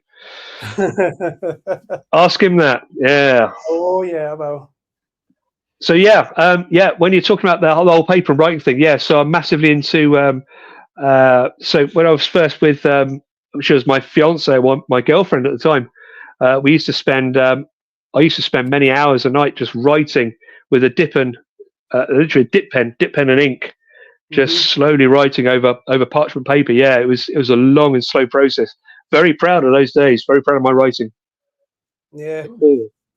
Another one of the passions that we spoke about on the odd occasion that you had time to chat was your tinned fish obsession. Should we go have a look? Let's have a look. Yeah, let's see how the collection's getting on. So let's head through. I'll have to spin you around here and hopefully it will come in. It's a little depleted at the moment, but it's kind of looking. Hold up, let me spin around here. Wow. You see that? You see that bad boy? There's some absolute gems on here. Let me come back a bit. Let me do that from there. There we go. Yeah, there's some absolute gems in here. The pinhide stuff, the Nuri sardines. I don't know if I'm pointing right. Nuris are absolutely outstanding. The Don Reynaldos, I don't know if you can see those. Yeah. They're like 12 quid a can for those bastards. They're really good.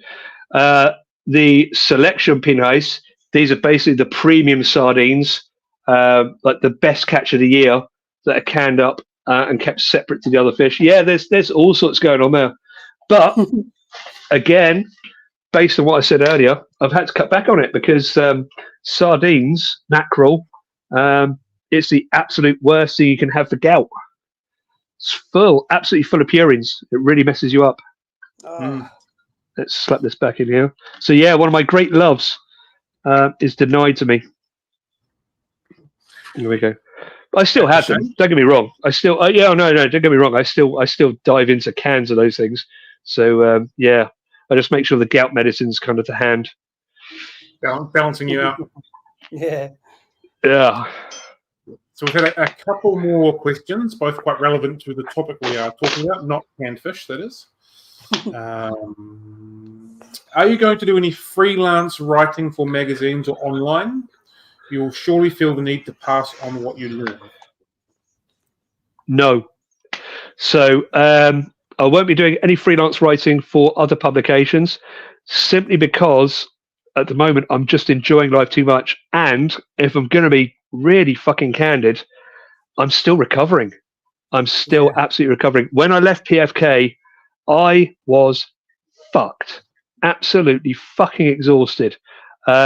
Only now, a few weeks later, am I starting to get coherent thoughts. I can read again in the evening. That was something I couldn't do when I was with the magazine. My head was just too screwed. And so for the time being, I'm giving it 6 months. And then I've already got funding. So one of the flattering things that happened after I left PFK was messages from people I didn't even know. So a couple of guys tapped me up and basically said, if you want to do your own thing, you want to do your own magazine, we'll back it financially. And I was like, Wow. there's a discussion we can have, but we're not going to have it now because I'm absolutely screwed. I'm exhausted. My head isn't working properly. I need to get back into the whole feel of writing for pleasure. So in the all I'm doing at the moment, so I'm sketching ideas down. There's a couple of novella ideas I've got, and a couple of. So one of my other things, way back in the day, one of my things I used to do was write short stories, write fiction. So multiply published all over the place with these short stories, quirky stories, surreal stories, very dark stories. And after a few months, I want to get back into that. I want to get back into creative writing.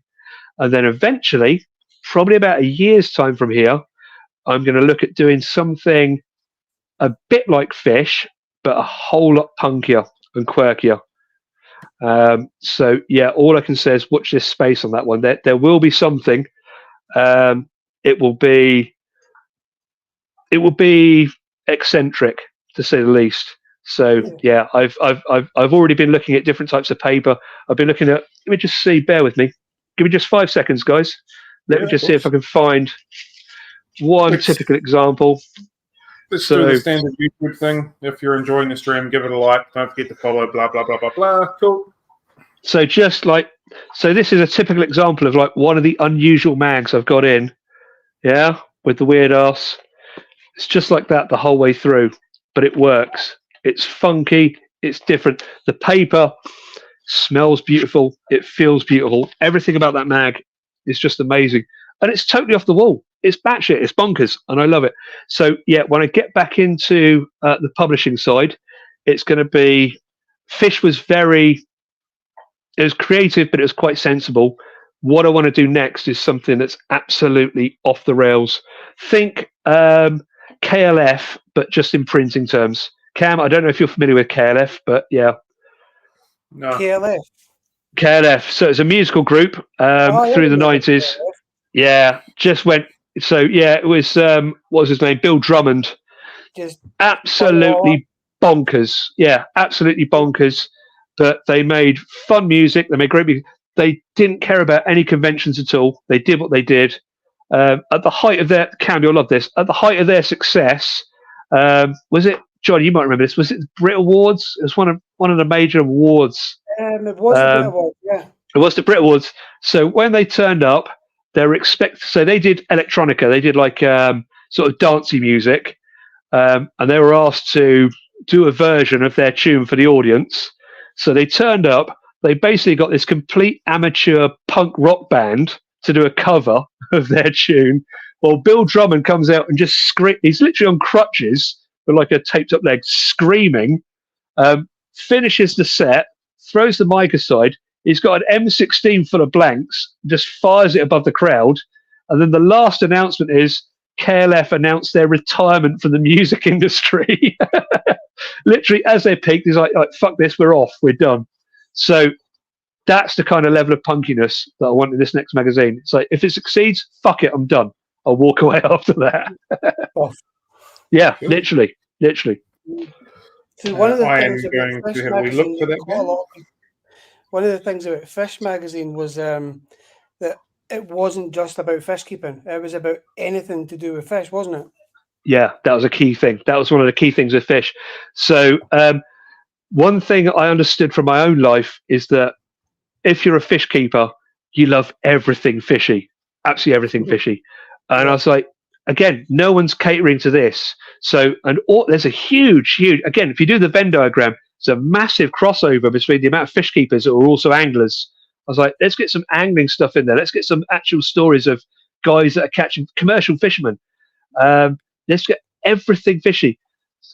There was fish music in issue 2. There was fish art, anything related to fish. And I was just like, if you're a fish person and you're in it for the long run, then this is the sort of stuff that's going to appeal. And yeah, I was delighted with fish. Really happy with it. But it just needed to be punkier. I couldn't do that while I was using someone else's money to make the magazine. That was the key thing. As long as they were paying for it, I had to. I mean, I couldn't use the word. Oh, we haven't used this word yet. I couldn't use the word cunt in the magazine. just an absolute. I think I got one fuck in there.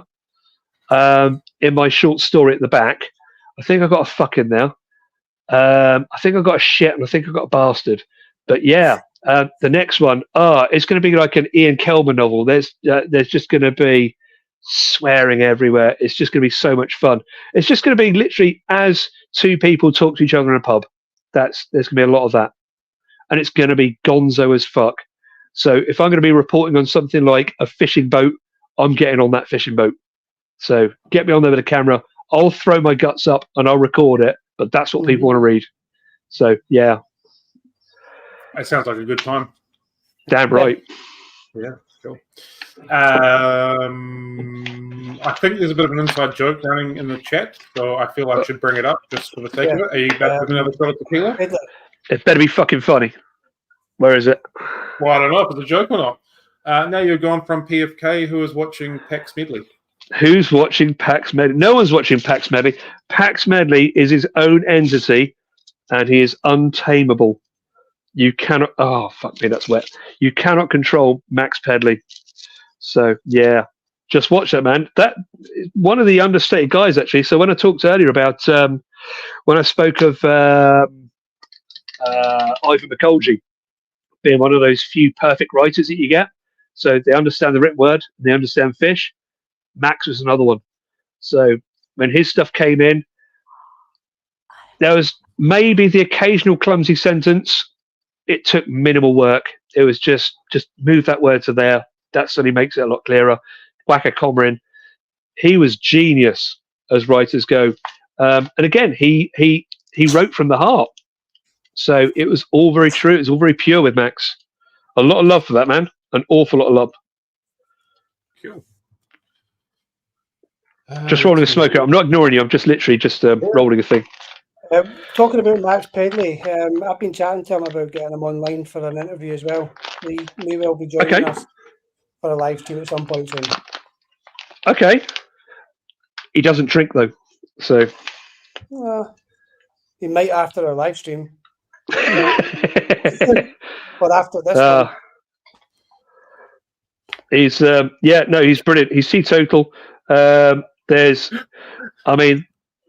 not much you can tell that man about live food. That man is an absolute whiz with live food. It's pretty unbelievable. His own fish tanks are enviable. I actually went to see him many years ago when he was still like wet behind the ears. I might do him a disservice. I don't remember how young Max was when I first went to see him at his house, but he was very much a whippersnapper. But my God, his tanks, and maybe not even so much his tanks, but the amount of breeding that was going on in his little fish room. So it was something, if I remember rightly, it was in the garage. I was like a side room off the garage. So it was breeze block. I think he might have king spanned it, might have insulated it. Every tank was breeding. Every tank just had fry.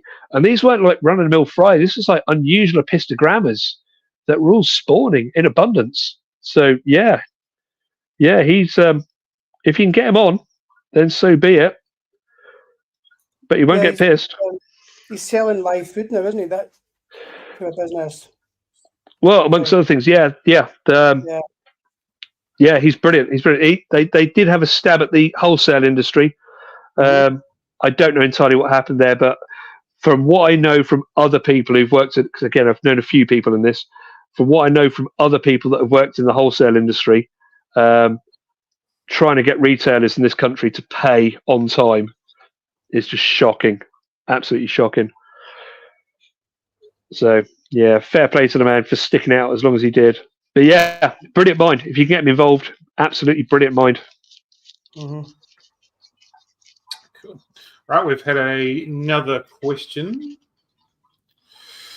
Do you think hobbyists have a role in conservation, like in the GWG/BLA on a global scale? Will it make a difference?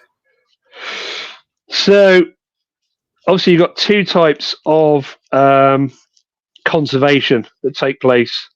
One, I think, is absolutely doomed to failure, and it's just posturing.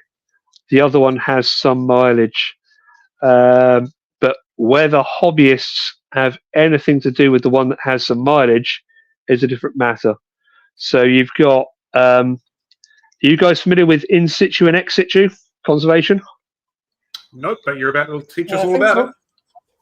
it. Okay, so in situ conservation is where if I went 100 yards down the road here to where the stream is, and they were looking at developing, I know, some new houses down there, and I protested it, and I made a big case that the fish in that river need to be preserved, and I did everything I could to preserve this 200-meter stretch of river. That would be in situ conservation. It's where the fish are in their natural habitat.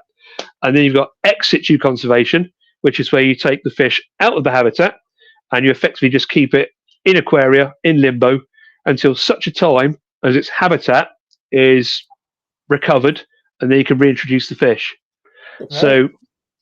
So the ex situ part kind of comes crashing down in an awful lot of cases because you get the fish out of its habitat never comes back.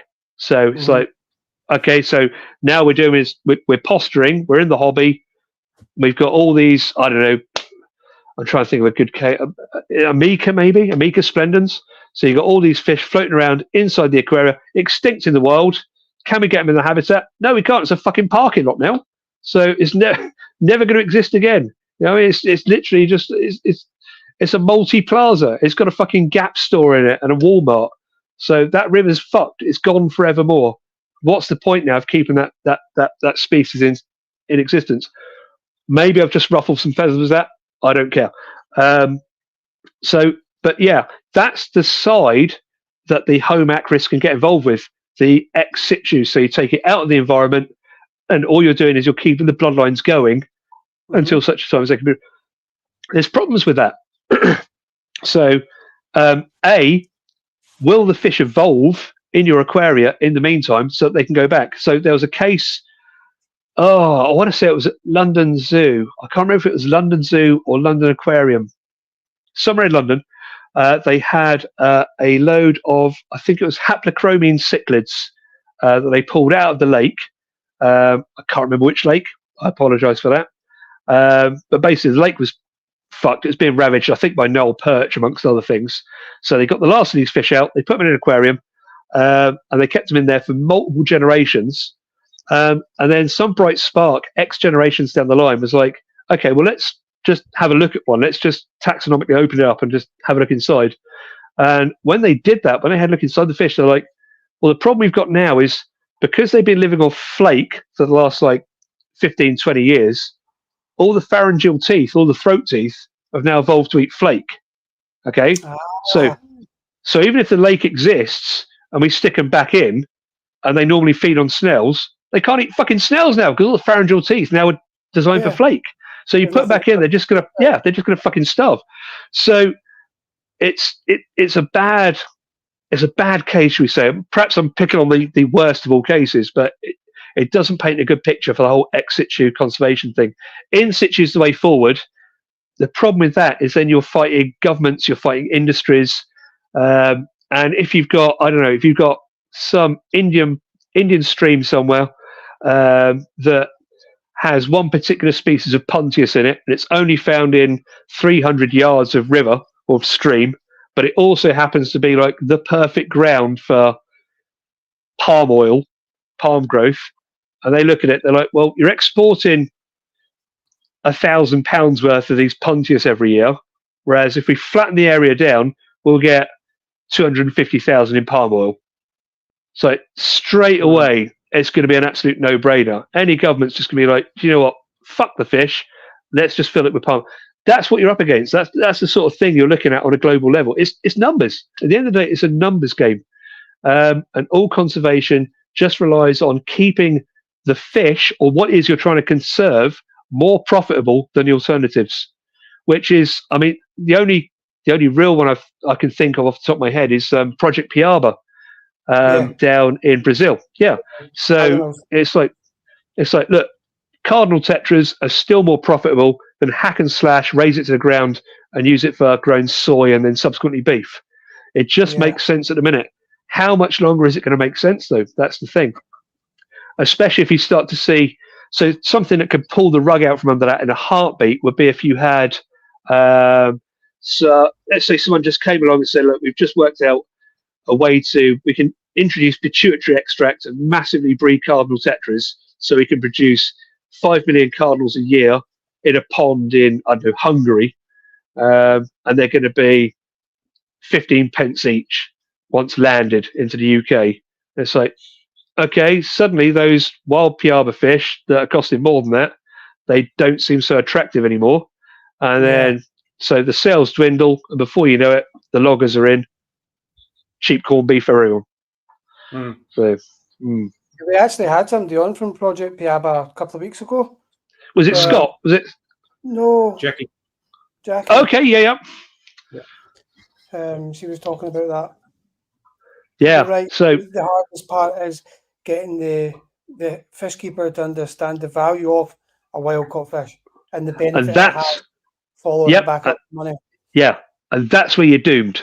That's where, in the UK, that is where you're absolutely doomed, because the fish keeper, by and large, not every fish keeper, because there's a small percentage, maybe 15%, that are ethically minded. I pluck that 15% completely out of my arse. But the majority, all they care about is the bottom line. Is it £2 a fish or is it £6 a fish? Yeah. And if you get £2 a fish, they're going to buy your fish and fuck the £6 a fish. So, yeah, the bottom line every single time, I know it sounds depressing, but it's money. It's always going to be money. So, yeah, it's always got to be affordable. I'm just going to grab a cider. You're coming with me. All right. While you're doing that, there seems to be a battle between the two Joshes in the chat, but this Josh would like to know, how do you pronounce Bircher? Well, I mean, it depends where you're from, isn't it? So, obviously, I know who this is. It's Josh. The absolute correct way, of course, is biker. That's got to be the only way you can pronounce it. But yeah, as he put in his book, it's pronounced Bashir. I think, actually, I'm interested here. If you're able to get Josh back at the moment, I'm interested in how he pronounces the scientific name, because I maintain to this day. So, do you know what Bashirs are, guys? You know what the fish is? Yeah. Yep, those long, snaky. Yep. How would you? Let's start with you, John. How would you pronounce the scientific name for that? Do you know what it is? Are you forgiven if you don't, because it is a tongue twister? Not at the top of my head, no, but I'll find out. Cam, do you want to give it a try? Do you know what it is? Not a clue. Okay, so most people call it Polypterus, because if you look at it, it looks like polyp and terrace. That's how I pronounce it. Polypterus. Polypterus. Yeah. So, but I'll maintain to my dying breath, and I'll literally fight Josh over this. If you're up for it, Josh. You're in for a lot of fighting. Yeah, I mean, I'm like 5 ciders in, so yeah, I'm fine. So, but if you think about it, it's 2 words. So the word actually means, I think it's many fins. So poly is many, and then terrace, same as like angelfish, pterophyllum or pterodactyl, which I think ptero actually means wing rather than fin. But yeah, many wing, many fin. Poly terrace is a scientific name for the Bashirs. But everyone still wants to call them Polypterus. Now that may seem like a weird hill to die on, but I don't have many other hills. So another question from the other Josh. Mm-hmm. Is there a particular aquatic conglomerate? I don't think I'm allowed to use the name of the companies, but it's another word for water that seems to be taking the industry in the UK by storm. What are your views on that? No, I don't really know any. I'm going to be brutally honest. So I've heard a couple of names in recent years. I don't know of anyone that's really taken it by storm. Simply by definition, if they're taking it by storm, I'd have heard of them. So yeah, I don't know on that one. I think I still think we're very fragmented as a hobby. And as I mentioned earlier, I'm not even sure that's a bad thing, because to me, the hobby should be something that's individualistic rather than conglomerated. Oh. All right. question that we had really is, how do you feel about being considered a significant figure in today's fish keeping world? I'm not. It's as simple as that. I'm literally just an everyday Job who is in the right place at the right time, and I'll maintain that as well to my dying day. So everything, if you think about my whole career, when I gave you that whistle stop tour at the start, everything about it was luck. It was luck. I was in the right place at the right time, and things were happening just at the time that I joined certain companies. But how do you feel about, I mean, obviously the editor of PFK, especially in the UK, PFK was regarded, a benchmark, and you were the man at the top of that bench, so to speak. And how did you deal with that? Going to any kind of fish event or fish unknown? No, I'm just a lucky bastard. I'm literally just, I wouldn't say, I could list you off so many fish keepers that know so much more about the industry and the hobby than I do. I just happened to be in the right place at the right time, and that was it. So I think all the editors, with one exception, but I won't name names, all the editors that were before me were much better than I was. So Jeremy Gay, legendary. Karen Youngs, absolutely legendary. If you go right back, Steve Dawes, I think it was Steve Dawes, Nick Fletcher, absolutely legends of their days. And the late Matt Clark, bless him, was unbelievable. That man's fish knowledge, untouchable. Jesus fucking Christ. Why he just didn't go down the ichthyologist path is beyond me. So, no, I was just in the right place at the right time. I remember, of course, that I fought tooth and nail not to be the editor. I didn't want it. I did not want that position. All I wanted to be was a writer. Mm-hmm. So no, there's nothing celebrity about me. I wouldn't want to be a celebrity. If I was going to do, for argument's sake, so people have said, like, why don't you do like a YouTube series? I'm like, well, partly because I fucking hate YouTubers. Present company accepted, and myself, of course. But if I was going to do that, it would be very Keith Floydy. It would be all about. Do you remember Keith Floyd? John, do you remember Keith Floyd? Yep. The old TV Cam. You probably don't know Keith Floyd. Not a clue. Do yourself a service. Do yourself a service this evening. Look up some Keith Floyd YouTube videos.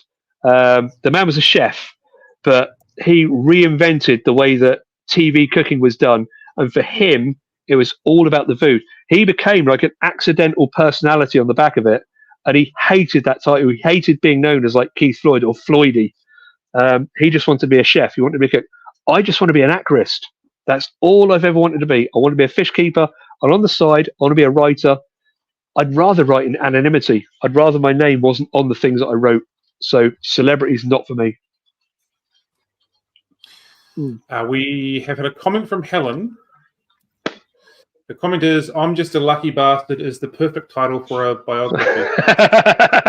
It would be the sweariest biography ever written, unfortunately, and it would be, sadly, it would be full. It would have a lot of anger in it. So there's been a lot of good times, but I've also been. There are times I've been ashamed of this industry. I've seen some of what I consider the best aquarists in the industry leave out of disgust. So again, I won't name names, more for their sake rather than anything else.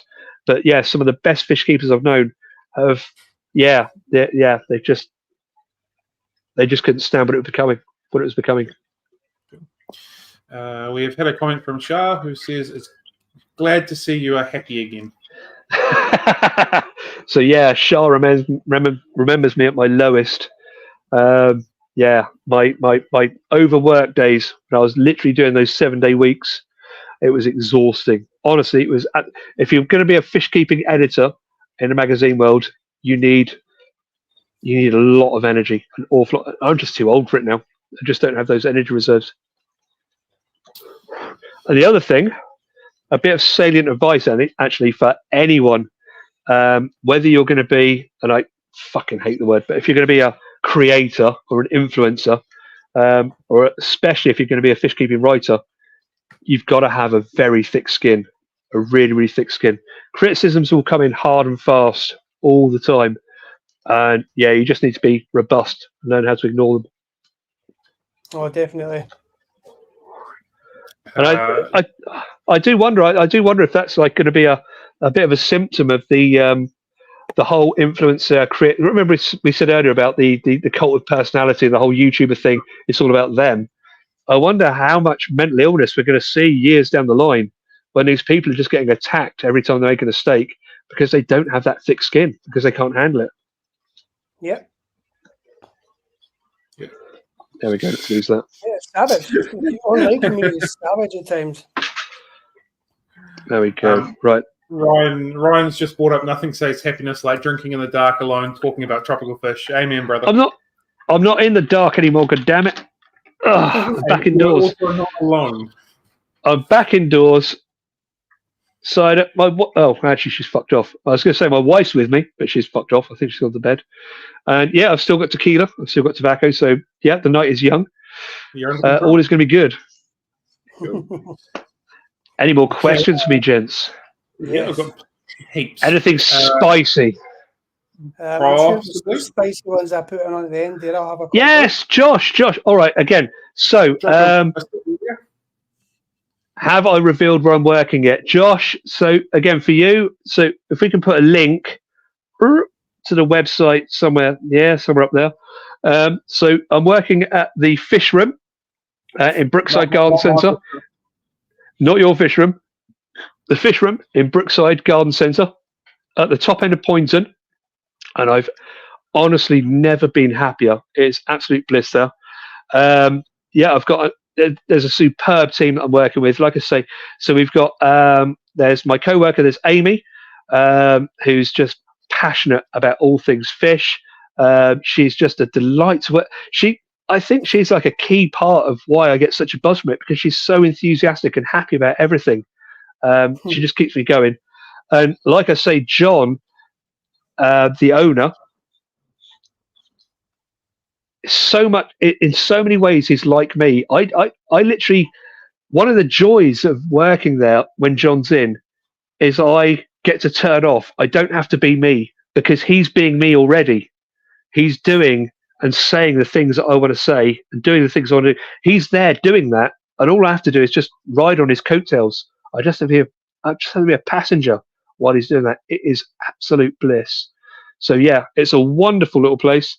The trop side, it's a little scant at the moment. I mean, don't get me wrong. There's plenty of interesting fish in there. We're still in summertime, so it's still pond oriented. There's loads of koi sales at the minute. There's loads of goldfish sales and blah blah blah.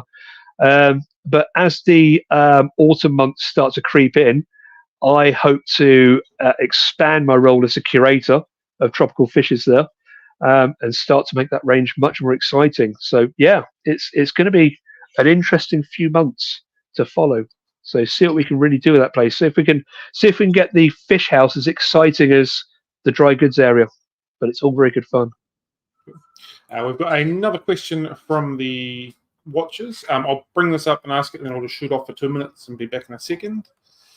Question is, so are the likes of green neon tetras, bleeding hearts, and some of the other almost unbreedable tetras contributing to conservation, or are they not big enough business like cardinal tetras are? So again, you have to look at it on a case-by-case basis. So is the revenue that they're producing from their wild capture enough to justify not destroying other parts of that environment? I mean, I'd like to think so. By virtue of them still being a thing, by virtue of them coming in, I'd like to think that that's still enough of a response to warrant their continuation. Yeah. So yeah, we'll have to see. I mean, I'm all for ex situ wherever those fishes can be brought in at a high enough value to justify them over alternatives. God, let's keep that going. Let's keep those regions of habitat for the fish rather than something that's just going to destroy them forever. So let's keep with that. Well, if you look at the supply chain, I think it's key that the exporter is the one that can, if they can take the impact of the additional cost of getting the wild caught and not hand that down the chain, then us as fish keepers at the other end shouldn't really notice much difference. Well, hopefully. So yeah, I mean, Never worked that way, but yeah, I mean, it all depends on how much they're prepared to spend at that bottom level. So if they're making good money at the top, there's no reason that shouldn't trickle down. Now, I'm no economist, so I can't state the dynamics of how exactly this works. But yeah, so my boss and I have always said this: we would happily pay vast amounts of money for tropical fish if it was something to conserve that fish. But we know that the general public are not behind us with that one. So John and I, we would pay £5 for a cardinal tetra. We pay £10 for a cardinal tetra because those fish are absolutely wonderful fish, and it's doing something. Or sorry, in the case of cardinals, at least, it's doing something to help conserve their habitat. Ultimately, it just comes down to that bottom line every single time. If people can get shit cheaper, they're going to buy shit cheaper. No, People don't give a fuck where the sourcing is, as long as they're paying absolutely nothing for it. So that's the tragic. Again, like I said, I'm not an economist, but that's the tragedy of where we are. It's just got to be kept on that sort of tightrope, making it financially worthwhile to keep that habitat going. Yeah. Okay, we've got another question here from one of the viewers, Matt Bond. He's potentially controversial one, but does Nathan think there's a place for an Aquashella type show in the UK? Yeah, I do actually. I really do. Yeah, and I was somewhat upset. In fact, I was very upset by the response to an awful lot of the traders with the last cancelled aqua gig at Telford. Now, Cam, you probably won't be familiar with this, but John, I suspect you will be. So Aqua Telford was a annual trade show that's organised by the Ornamental Aquatic Trade Association in the UK, and it's actually a good way of them generating funding for what it is they do in regards to keeping the aquarium industry going. And what they wanted to do last year, which didn't come to a head, traditionally it's been I think 2 days. 2 days of just industry, just trade. So there'd be trade stands, there'd be wholesalers that would turn up on the day, and manufacturers. They would have their stalls, their shows, and it would just be open to industry, so just to retailers and other wholesalers, so they could work out what they wanted to buy. Last time they wanted to do it, they wanted to open it up a third day, I believe it was, and allow the general public to come in. So that would be effectively the closest thing we have, kind of like to an Aquashella so far, where the general public can come in and speak to guys like Eheim, speak to people like Tetra, and just ask them about the products. But yeah, everyone got cold feet and started to pull out from that. So it never ever happened. Is there a future of something like Aquashella in the UK? I think there is. I don't think for all the right reasons.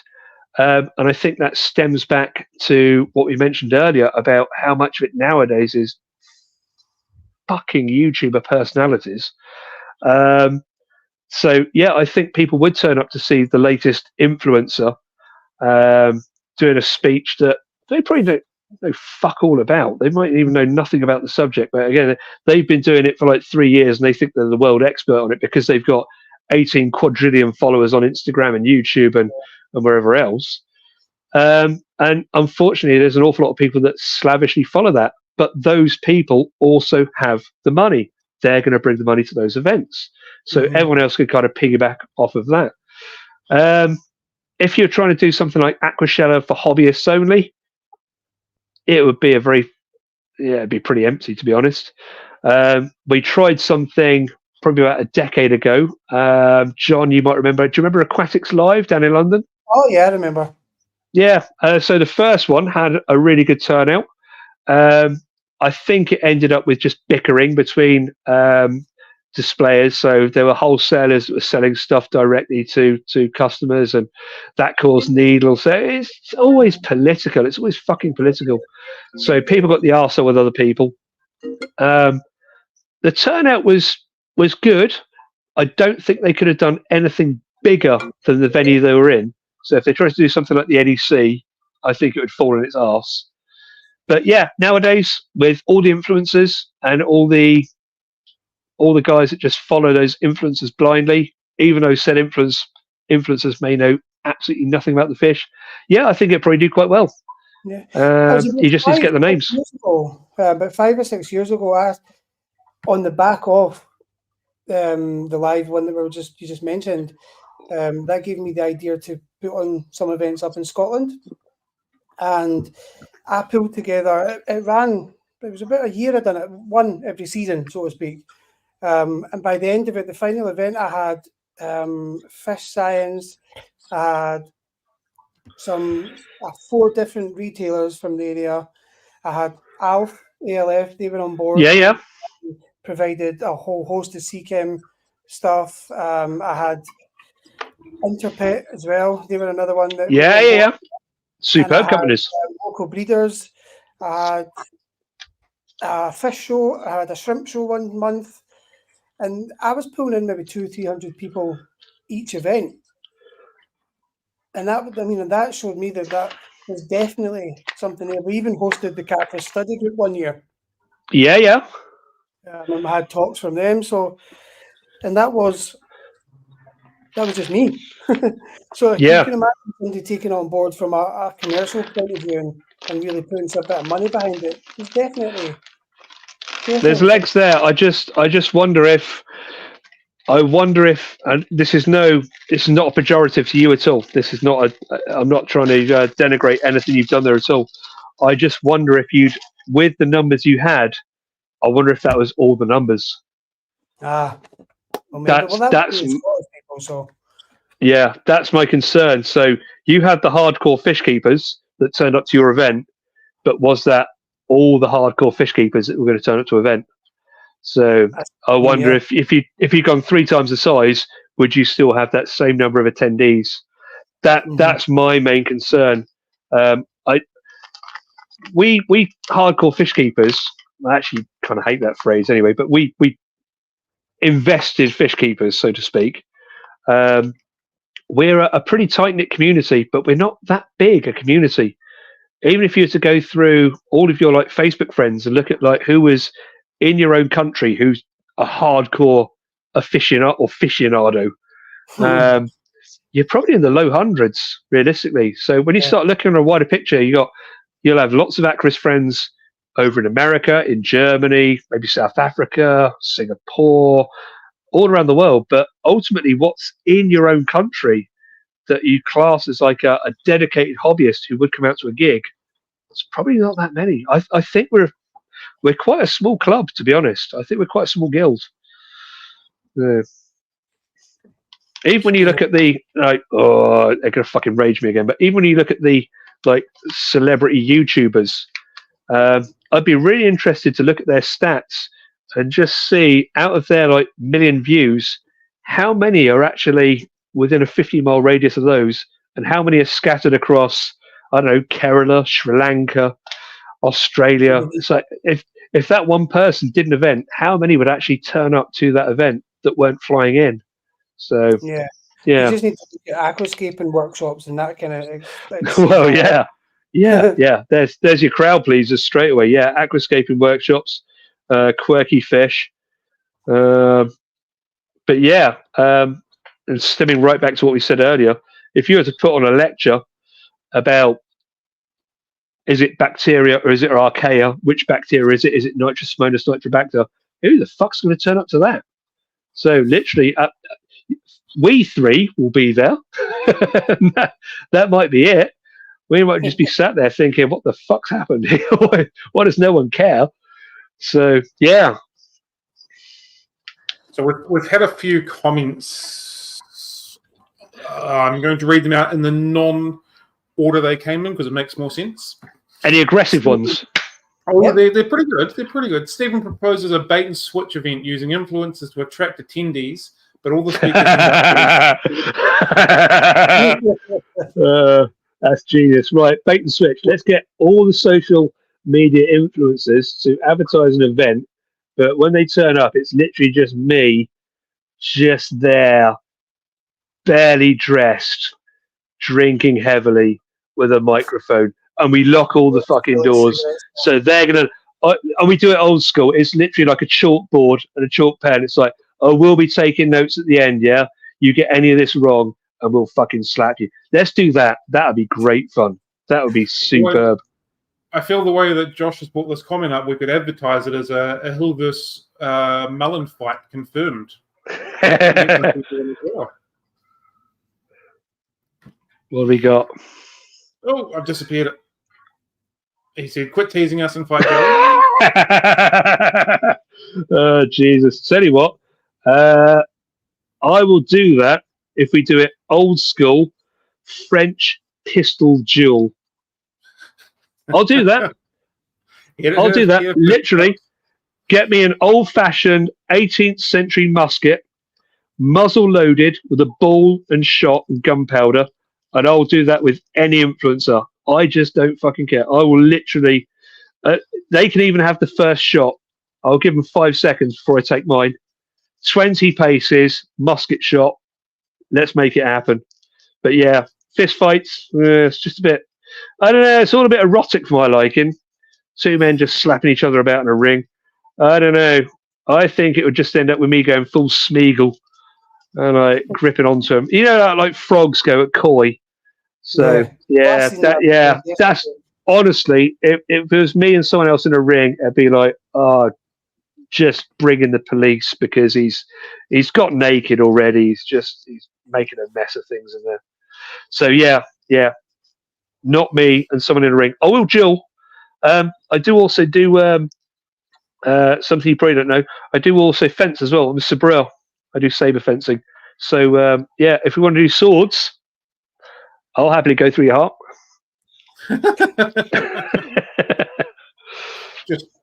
just quietly, we'll go through your heart. Yeah, I'll just take that sword away and just straight through. It'll take about 3 seconds. Game over. So, what do you feel some of the most exciting trends in fish keeping are currently? Not fucking LEDs. I'll tell you that much. Yeah, certainly not LEDs. LEDs are the least exciting trend in the entirety of fish keeping. The most exciting trends in fish keeping. Well, in the UK, we're a little bit screwed on this one because I was going to say it's like new discoveries, a new fish, but we've still got that shitty ILFA whitelist of what we can and can't import. So there's stuff that until you're prepared to put in the groundwork and legalise it to come into the UK, it can't really come into the UK. So, best development. It's not even foods because most of those are just fucking chasing protein.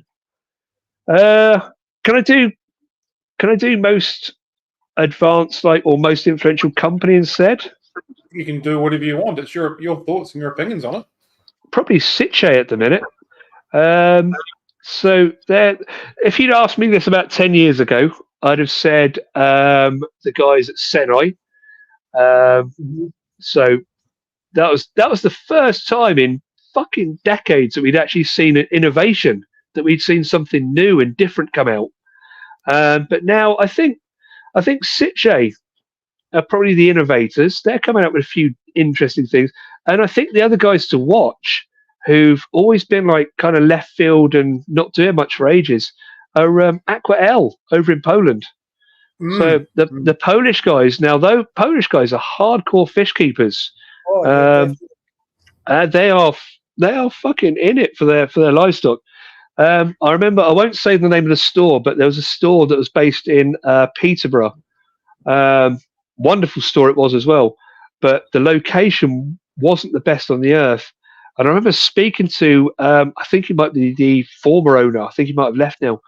And I was just saying, like, how are you still going based on, like, I was being brutal. I was like, where you are, the traffic is fucking diabolical. The parking, you leave the car out there for 30 seconds and some cunt slaps you with a ticket. There's the C word again.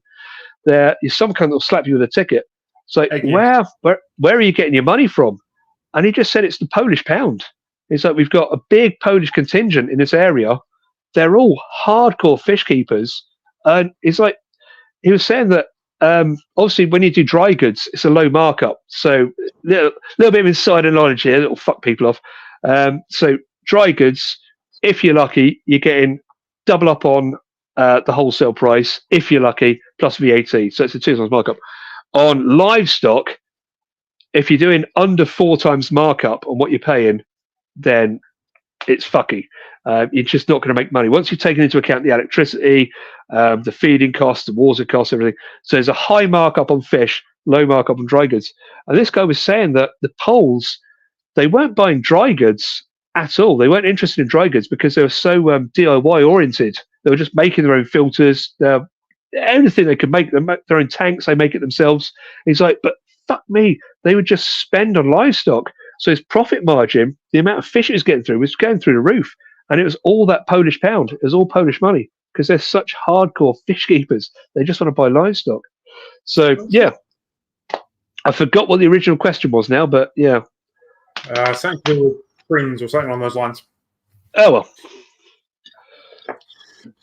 Oh, trends, question. Yeah. Aquarel. One is Aquarel's the one to watch. They are going places. Polish fish keepers. Yeah, I think some of the most devoted in the world. So watch this space.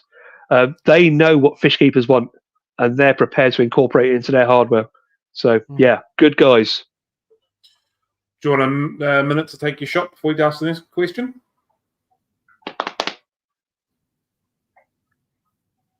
Has John died on us? No, he's still there. There is. Wondering if you wanted to take your shot before we ask the next question.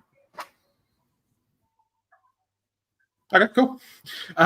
What currently, how do you feel the industry in the UK is going? This is a question that I often ask guests, and I've had a lot of different opinions depending on where they're placed, I feel, in the industry. It's going expensive, is where it's going at the moment.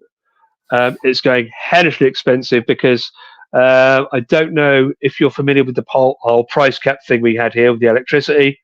You familiar with that, Cam? A little bit, yeah. Yeah, fuck me. They shat on retailers when they did that. Well, they shat on all of industry when they did that. So basically, all our energy costs, our fuel costs, our electricity and gas went absolutely through the roof. With the UK, I don't know if it applied to Scotland. I know it was the England and Wales, but I don't know what the Scottish laws were, or what the Scottish rules were on this. Maybe John can fill me in. We had a price cap, and I think, what the fuck was it? We could have our fuel costs increased by 3 times, and that was the absolute cap. They couldn't go over 3 times. And the government used basically, well, as far as I can work out, they used all the money that had been set aside for pensions to pay the fuel companies just to cover the rest. With industry, there was no cap. There was no cap whatsoever. And I know some retailers got absolutely fucked over on this one. I won't name a name. It's a well-known UK aquatic store. I think their yearly electricity cost alone went up something like £150,000 just for electricity.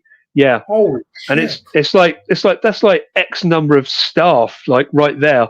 And because that government cap wasn't in place, so they appealed it. They did get some help, but retailers got hit with that. So if you were paying 50,000 one year, you might be paying 200,000 the next year, just because there was no cap on fuel costs. Now the knock-on effect with that, of course, was prices. Fish prices go up, well, everything goes up. So the state of the UK industry at the minute is expensive. It's very expensive. Fuel costs, bring it in. So when I was living down in Bristol, so going back, 20 odd years, 25 years maybe, when I was bringing in boxes of fish from Singapore, Malaysia, and so forth, you're looking at about, I think it was 15 to 20 pounds a box for the freight landed in the country to be brought to your store. So when you got a box of fish in, you'd have maybe, I don't know, 1,000 fish in there, for argument's sake. You'd have like your neons, your platies, your guppies. They all had to carry 1,000th of that £15 or £20 on each fish. Before you worked out your markup, they all had to incorporate a bit of that freight cost. Mm-hmm. Last time I looked, it was like about £120 per box coming into UK. So if you've got a box of, say, 50 fish, each of those fish has to carry 1/50th of £120 before you've even put on your markup, so you can make enough money to make a return on what you spent. So, yeah, the future of fish keeping is expensive. The last time I went to a wholesaler's, which was probably going back maybe a year or so, I was looking at fish there, and the wholesale prices were higher than what I remembered retail prices as being. I was like, these are going to have that at least 4 times markup. Yeah, it's just absurd. However, that said, people are still happy to pay. People are still happy to pay for it. So, yeah, I think we've just kind of taken it for granted now that we pay more for everything. Sorry, my cat is absolutely soaking. There we go. So the future is going to be more expensive. I think there's going to be fewer and fewer people interested in the niche, unusual, rare one-off fish. So things like your rare panicaes, acanthicus, and stuff like that. Simply because, again, where they're coming in. So if you're importing those directly in from, say, South America, if you're importing like wild fish in, and you've only got a handful in a box, whereas before you only had 50, 60 quid to divide up between 4 fish in a box, you've now got double that. You've got 120 quid. So straight away, so argument's sake, you got 4 black piranhas in a box. You paid £120 for the box, and you paid £20 each for the piranha, for argument's sake. 4 divided by 3, so 30 quid extra on each of those fish just for the freight. So suddenly you got 50 quid black piranhas to do your markup to make everything back. You're looking like 200 quid piranhas. So what's going to happen is that the cheaper end of the scale, so your neon tetras, your platies, your guppies, blah blah blah, they're going to remain affordable, but disagreeably affordable. So they're going to shoot up the £3, £4, £5, maybe even £6 mark. But your rare, unusual fish, your I don't know, rare whiptails and whatnot, they're going to exponentially increase. So those fish that are 50 quid now are going to be like 100, 120 quid in years to come. They're going to become decreasingly accessible. Does that make sense? Mm-hmm. Yeah. Mm-hmm. Perfect. Does that make fish an investment? Or is that just a way of explaining it to the other half? Fuck. No, not really. So the second-hand value of fish has, and probably always will be shit. Yeah. So, yeah, second-hand fish just seem to have no value. We can see that from breeders. So again, once you're into those rare fish, so if we did like some kind of rare unusual cichlid, I don't know, like a red terror or something, that's costing someone, for argument's sake, I'm going to pluck numbers out of my arse here, but so you're paying 80 quid a fish, you get a breeding pair, so you pay £160 for your breeding pair of fish, you take them home, you breed them, you get 200 fry. The problem is you're still the only person in your town, maybe apart from one other, who's interested in that red terror. So you've now got X hundred fry, you're trying to sell to a retailer, he's like, I'm not going to sell these, even at like 40 quid a head. So yeah, the whole market comes crashing down very, very quickly. There's just no future in expensive fish. Unless you're actually importing them for a collector, for someone who's interested. I mean, maybe the rare exception would be something like the Hypancistrus zebra. But even those, I could probably count the number of people that are interested in keeping those on both hands out of the thousands of people I know. Even less so the people that are prepared to pay for them. Is that a price based one? They were $30 each. Would more people want them though? Sorry, can you repeat that? I missed that. You just broke up. Is that a price-based thing? If they were, say, $30 each, do you think more people would go, cool, I want them? But they go, whatever, they're $400 or $500 over here. Yeah, well, I don't know on that one. Yeah, I don't know on that one. And I think it's also naivety on the part of the majority of people that go into a fish store. I had this conversation. I've had it several times, but I had it very recently. Going back again to my Bristol days, the first time I ever had Zebraplex, Hypancistris zebra, they were absolute dirt cheap. I got Hypancistris zebra, I got the L177, the gold nuggets, and I had some Magnumplex, and I've completely forgotten the number of those. And I carried the box with a load of, I think it was wild caught tetras of some sort.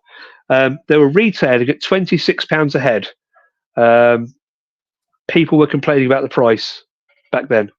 And it's like, okay, they're like 110, 120 pounds a head now. So I don't know. I think people are going to complain about the price regardless, whether it's 30 quid or whether it's 100 quid. But yeah, I don't know. I think everyone has a kind of cut-off. They just don't want to spend above, which is why I say I think the small, safer fish, all your tiger barbs and your platies and whatnot, I think they're going to be fine. Yeah, they're going to be fine up till maybe the £5 mark, and then it's going to start getting sticky. So it really is a case of how well retailers can manage, and wholesalers, well, the whole supply chain, how they can manage the expense of fish all the way from source to retailer. If you can keep things in that acceptable budget, then we'll be okay. But yeah, whatever it is, once it starts going over, they won't be interested. But like I say, those rarer fish, they're going to exponentially increase compared to the other fish.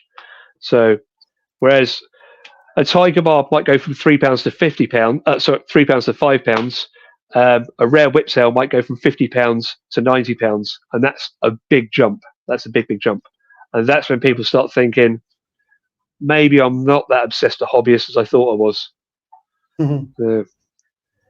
So yeah. How do you yourself balance being a hobbyist and being involved in the industry? Oh, I completely separate them now. So yep. I've tried to do this, and I actually did this on the advice of one of my former editors. And one of the things that both of us started doing was we refused to accept discounts on fish. Because we're in the industry, we go to places, people will be like, well, normally it'd be like £20 for this 6 fish. To you, it's a tenner. We'd be insistent. It's like, no, we want to pay the absolute full whack because this is separate to what we do as a career. Yeah. So, so you weren't considered an influencer in the fish industry? No. No, people perceive me.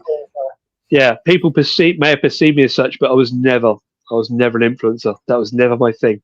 All I ever tried to do was recount the facts about fish. It was never, influencers are about themselves. It was never really about me. There was the op-eds at the back that I tried to make as little about. I tried to make them as industry oriented or as hobby oriented as possible. I tried to make them as little about me as possible. Apart from the last couple of issues where I was like, fuck it, I'm going to be really idiosyncratic and a bit narcissistic about this. But yeah, it was very important to keep the hobby and the profession separate. And that, to be honest, it didn't make sense to me until I started paying full whack on fish. And then they meant so much more to me. So until then, they were just a little bit. With PFK, you were setting up tanks so often, and you were just getting fish given to you, or even like borrowing fish. You'd like sort of pay for fish and then get credit back when you took them back to the store, because you'd have a tank for a couple of months and you move on to the next one. It wasn't your hobby. You weren't the fish keeper. You were just vicariously keeping fish for other people so they could do their tanks. And when separated out, it's like, this is my tank. So one of the tanks I'm not showing you now, it's over that side of the room. There's no fucking way I'm showing you that. That's my cherry barb tank. I'm not even going to tell you what else is in there, but that is my personal tank. That's for me. That's for my own enjoyment.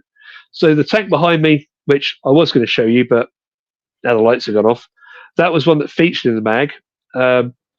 It's kind of public property, and I've got to deal with that. It to this day, it feels a little bit tainted because it was something for them and not for me. Even though I've made the point of buying my own fish, so a lot of the original stock has moved on, it's been rehoused.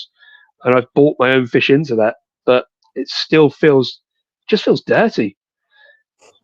So it's hard to explain, but just I understand. As someone who purchase fish to sell fish, I'm looking after these fish for somebody else before they take it home and have their forever homes. Yeah, you just felt like a bit of a steward. The displays in the shop are for the same sort of thing, and you know, I've got my own frontosa display out the back, which are my fish that I enjoy personally myself. There's no, I just sit there and have a cup of coffee and enjoy them, and that's I get it. Yeah, I totally get it. Yeah, absolutely. It's very important to make that distinction. So yeah, and I'm glad I did. Very, very glad I did. But we've had a couple more questions. Shah would like to know, what would you tell a fish keeper that is losing their spark, how to rekindle the love for the hobby? Jesus Christ, I've been there many a time. So just persevere. Honestly, it's just persevere. So like so many things in life, you do get into a funk, and it's easy to quit when you're in a funk. So I've had funks in the past. One of the major funks that I had was going back when I was still living in Peterborough, and I bought one of my absolute dream fish. Fucking hell, this infuriates me to this day. So I was living in a house shell in Peterborough, this big 3-floor detached place. There's me and a few other guys in there. And I managed to get across to, we did peer aquatics and we did aqua life up at Leyland. And they had in there a load of Nonostomus espes. Do you know the little tiny pencil fish with like the black bars down the side? Beautiful. Again, paid an absolute fortune for them. And I had a tank in my bedroom that was adjoining to the house next door, and it was set up right next to my bed. And these fish went in there. Water chemistry, I was using RO water on it and everything. The water chemistry was absolutely perfect, A1. And so they went in, everything was fine. I went to work and I came back and I got home and I'm like, these fish are stressed to absolute fuck and I have no idea what's going on. So, don't know. They seemed to clear up over the course of the evening. Went to work the next day, came back, had a couple of dead in there. Everyone else is looking absolutely stressed to fuck. I'm like, what is absolutely going on here? Went on for a couple more days. I think it was day 4. I stayed home that day. It was a weekday. And I was sat on my bed. And I remember jumping out of my fucking skin because of the sheer noise that was coming through my house. And what was going on, the house directly behind mine, the house adjoined to mine, in that room, they were hammer drilling through the wall. Okay? My tank's up against the wall. And as they're doing it, my bed's shaking, there's fucking like furniture shaking. I'm watching the tank. Every one of these fish is just like, geez, they're literally smashing from like side to side in the tank, not having a fucking clue what's going on. And I'm like, I've already lost most of my fucking espes because of this. So yeah, I remember going around having a huge fucking shouting match with the guys next door. And it absolutely destroyed my funk. It was something completely outside of my control. Like I say, water chemistry was fine. Water quality was fine. I'd done everything right. But this outside influence that I hadn't noticed because I've been working all day when they're smashing this fucking wall behind my house was driving my fish into a frenzy, just stressing them out to shit. And that for me was an absolute all-time low. I was just like, I'm ready to give up the hobby at this point. I love these fish. These are like holy grail fish for me that I've wanted my whole life. Pretty much the entire lot are now dead. Courtesy of this fucking, they might as well have just been sat there right in front of my tank, right in front of the cabinet, just bashing it with a hammer. That's the level of noise that was coming through. And so yeah, I was from that, the tank sat empty for about 2 months, and I was just in a real funk about it. I was like, I don't want any more fish now. I don't want to do anything with the hobby. But yeah, it was just perseverance. It was just absolute perseverance. And then eventually I was like, I will try something else in that tank. I am at a low. can't remember what I did in there next. I think it was Phoenix Tetras and some epistogrammas. And then, yeah, before I knew it, I was in love again. I absolutely loved it. So, yeah, just persevere. If you are feeling down, take a break if you have to. Just take a few weeks out. But, yeah, just don't forget it. Don't forget the hobby. Don't forget the joy it gave you. But you will suffer setbacks, and sometimes those setbacks will be entirely out of your control. We've just had a couple of comments that we'll run through really quickly. We've got, can I hear cats though? And then Matt believes that the cat might have poured tequila in the tank. And RR16R feels that Nathan is an old cat lady and you definitely have toxoplasmosis.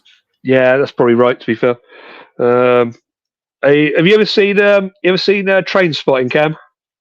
Oh, not for a long time. Yeah, that's what he had in that. That was what what's his face got? Toxoplasmosis. Yeah, that was it. So yeah, it's possible. It's possible, but again, it might just be the raging autism. Who knows? Who can tell? Shit. Oh, sorry, my cursor just picked up my browser and disappeared it for a quick second. Cool. What was some of the most rewarding aspects of your time as an editor of PFK?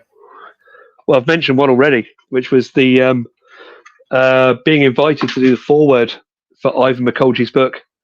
That was an exceptional moment. Bear with me. I'm just going to sit down. So, slight digression here. I've got... Come up, Willow. Come on. Come up. Here we go. So, yeah, I've got a cat who's had a bit of a nervous breakdown. She has been in the house for like weeks, and she's finally started coming in. So, you'll excuse me just for one moment while I give her lots of attention. Ivan McColgee, being invited to do the foreword for that was just a defining moment. I think another moment was the first time I had a photograph published, because I was just doing analog 35mm film, and I mean it was very amateur, real amateur photography stuff. And then suddenly I knew how to take photos. I knew how to edit them, and within a short space of time, they're on the cover of the magazine. I was like, I've actually done something here. That's actually, I've improved a skill. I've done good. So now that you've left PFK, what do you think the future of that magazine holds? I don't know. Honestly, don't know. So I'm going to be careful with my wording here. It is, I believe it's in limbo for a couple of months until a new editor comes in. But given what it's become, so bear in mind, remember when I started, it was a team. There was a big team. There was the subs editor, the copy editor. There was someone just doing specifically. There's a fish person doing specifically online content about fish stuff. There was a designer. They still have a brilliant designer, a dedicated designer. There was a features writer, and there was an editor. It's now very much a bit of a one-man band. Whoever has gone into that role, I know the person who's gone in, and I love that guy to bits. He won't be there for a few months, but he's got an awful lot of work to do. So I hope he's going to be okay with it. Whether it will remain in print, I don't know. Whether it will move to online, I don't know. So you just have to watch this space. But if I was to say that my ending with PFK was acrimonious, that would be putting it mildly. So we didn't have the most noble of finishes, shall we say? And so since then, I've not really seen the magazine. I've seen a couple of pages, and what I saw wasn't exactly promising. But yeah, at that point, I've severed all ties. I've severed all connection with that magazine. So, which is a shame, because again, I've been reading it since the 1980s. So remember, I was a young lad. So from 1980, how old would it be? 1987, 88. I started reading that magazine. And yeah, this is the first issue in a long time that I haven't picked up. So yeah, I can forgive people for making me dislike my job, but I don't know if I can forgive them for making me dislike my former magazine. So, and that's something that will stick with me. Mhm. A sad ending. We're not. I should add, we're not in that depressive drunk stage, by the way. We're still on cloud nine now. We're having a great time. We've brought up and mentioned about potential guest writing and editing and stuff like that. Is there any sort of projects that you are really, other than the real eclectic book you're talking about before, other ones that are in the pipeline or we've been thinking about, or there might be opportunities for you to do in the upcoming future, or are you just living the dream and playing with fish tanks? No. There's a couple of things I would be interested in doing, but probably not under my own name. So when I said earlier, you've got that Venn diagram that doesn't overlap. You've got your writers, you've got your fish keepers, and you get the big void in the middle. So I did actually study at university level. I studied creative writing with Open University. So that is a background I have, and I was especially interested in creative nonfiction. There are a couple of projects that I'm interested in getting involved with, or a few guys I'm interested in working with, but it would be under the umbrella of anonymity. So I think the guys at Shoal, I don't know if you're familiar with Shoal, the freshwater conservation project, based in the UK. I'd be very interested in doing some journalistic work for those guys. That said, you'll never know about it because it will be entirely anonymous. So I'm still, as far as I know, since leaving PFK, I think I'm still on the panel, the board of advisors for Shoal. So I'd be very keen in re-establishing my links with those guys and doing something with those. And one of the most underrated fish keepers stroke conservationists in the UK, and I'll apologise massively if I pronounce his name wrong because I don't think I've ever got his name right. I think it's Chris Englezu, who used to be, or he still is, CE Fish Essentials. Oh my God. So the work that guy does behind the scenes regarding conservation. So good. Oh, it's phenomenal. And I would be more than happy to lend my writing and journalistic skills to anything that he needs done at any point. But again, you won't know about it because it will be completely anonymous. Likewise, any new fiction I do, it's like I say, there's all the independent magazines. I'm going to be working on fiction for those guys. It will be entirely anonymous. You literally won't see what I'm doing because it's for me. You're not going to use the name Laser Cat, are you? Sorry? You're not going to use the name Laser Cat, are you? God, no, just Boris Doghat. So yeah. We had Chris on, must have been 2 years ago now, and he's doing some very cool stuff. Lovely human being and doing some brilliant work. So yeah, together and do some things. Yeah, what I love about Chris as well is he just goes under the radar. So this stems back to what I said earlier about the fucking celebrities compared to Chris. Chris is just out there doing that shit, and he's doing it well. And I don't think I've ever seen his face on camera. I've never seen him on video. He's out there doing fucking God's work. He's not trying to blow smoke up his own arse. That man is an absolute hero with what he's doing. He's doing a wee short video vlog sessions on his YouTube channel. Just real short, concise. It's brilliant to watch and listen to. I should have mentioned he's actually one of the other guys that I follow on YouTube. Yeah, he's one of the rare guys that I actually watch. Yeah, brilliant stuff. Absolutely brilliant stuff. I apologise to you, Chris, for not mentioning you earlier. But yeah, you are doing God's work. You are a brilliant person. Keep it up. Keep it up, my friend. And anything you ever need, writing-wise, I'm right here for you. just as long as he promised not to publish my name. So the other thing that was quite exciting about that is you mentioned Shoal. Just as a full-on shameless plug for me, we're speaking to someone from Shoal next week, so that'll be fun. okay. Which one is it? Is it Mike Edmonston? I will have to go through my emails and double check who's confirmed. I've just written in my planner Shoal and contact them after we do this. So yeah, I bet it's Mike. Mike's lovely, absolutely lovely, and that's one for all your hot-blooded lady viewers to check into. So we did a couple of years ago. We did he was at Telford. He was at Aqua Telford. God, he was a head turner. So yeah, he's got the 6 foot. He's got the 6-pack. I don't know about the 6 figures, but ladies love him, and they were not shy about admitting it. So yeah, he's handsome. I might clock in for that one. I might ask him lots and lots of questions about like his underwear and stuff. So it's lovely is Mike. Cool. We've had a couple more questions. Shah would like to know, will there be a new version of Fish?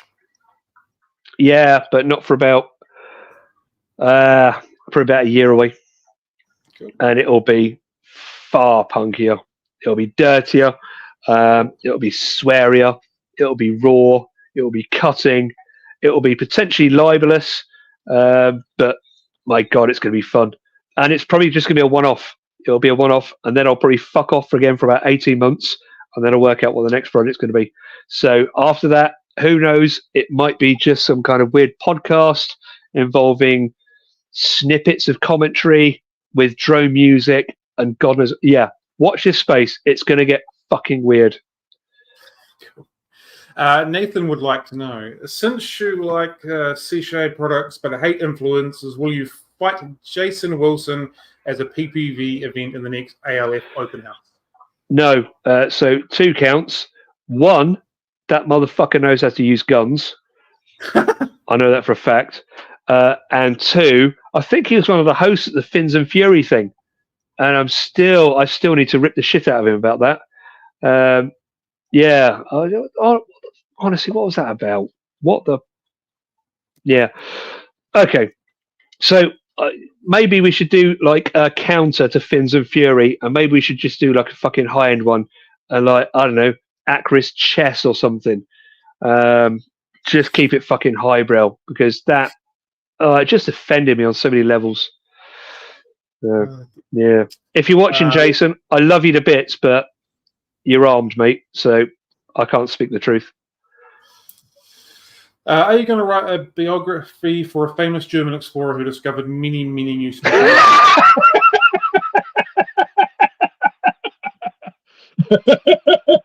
Oh, yeah.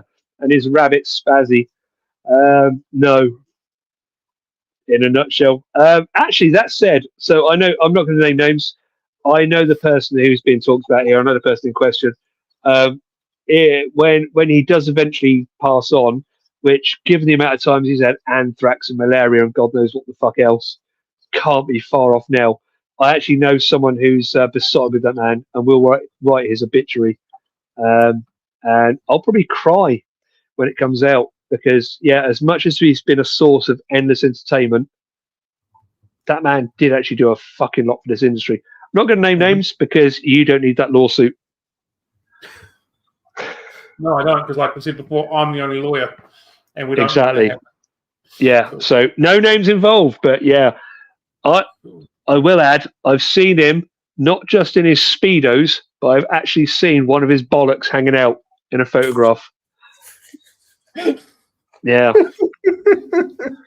Yeah, literally squatting down in his fucking tangas, and one of his hairy Maris Pipers had just dropped out, and it was just there.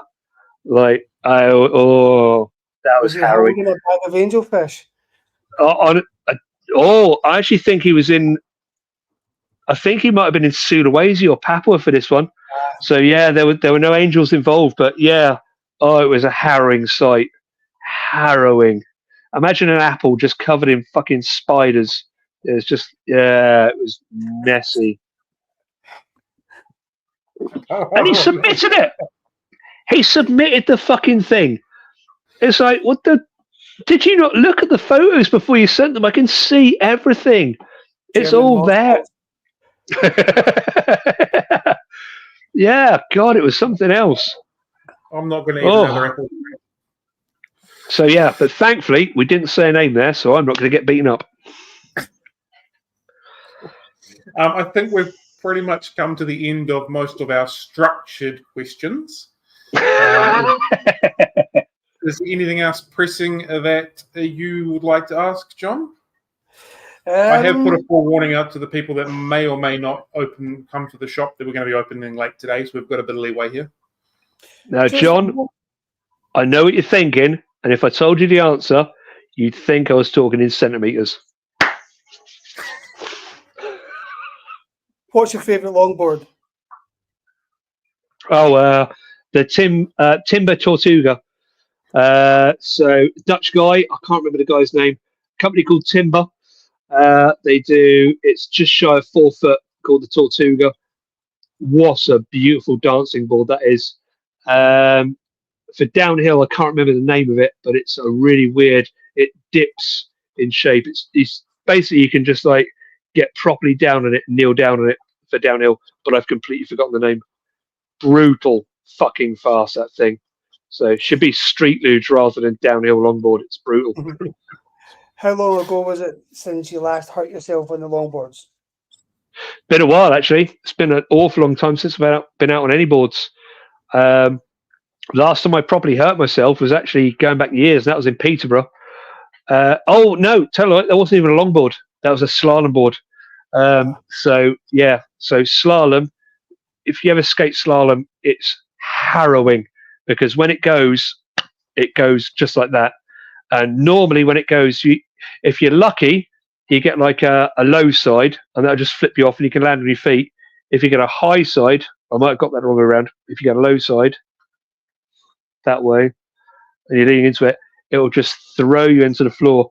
And that was the one I had. I didn't break the collar, thankfully, but I did pop a couple of ribs.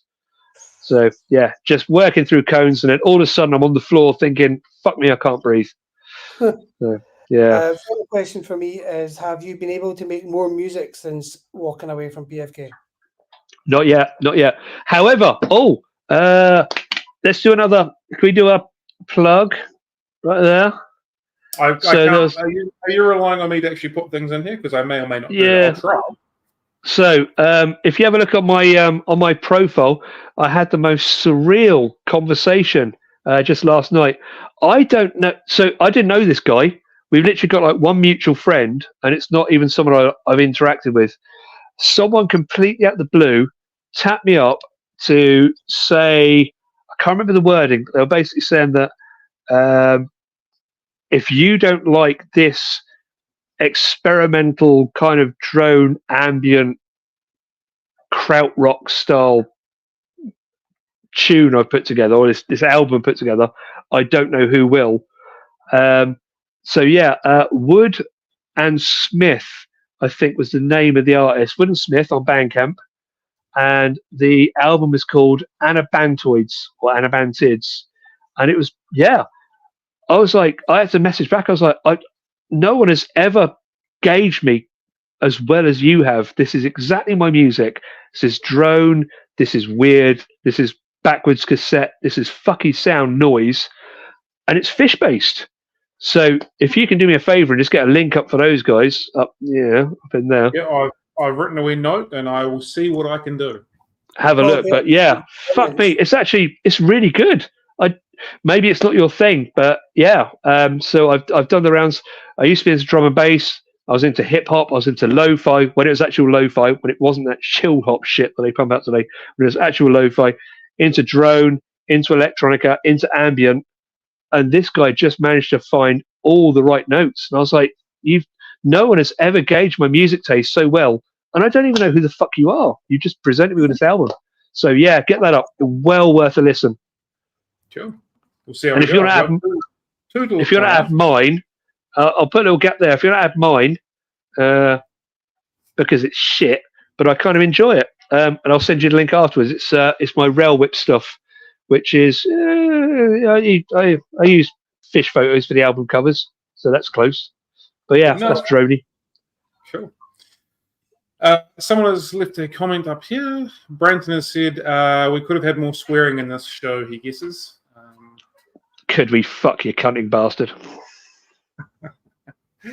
All right. So yeah, that ends basically all of our structured questions. I have had somebody message me and ask verbally. There's different ways that people pronounce different things. A lot of Europe, I feel, pronounce the word aquatics.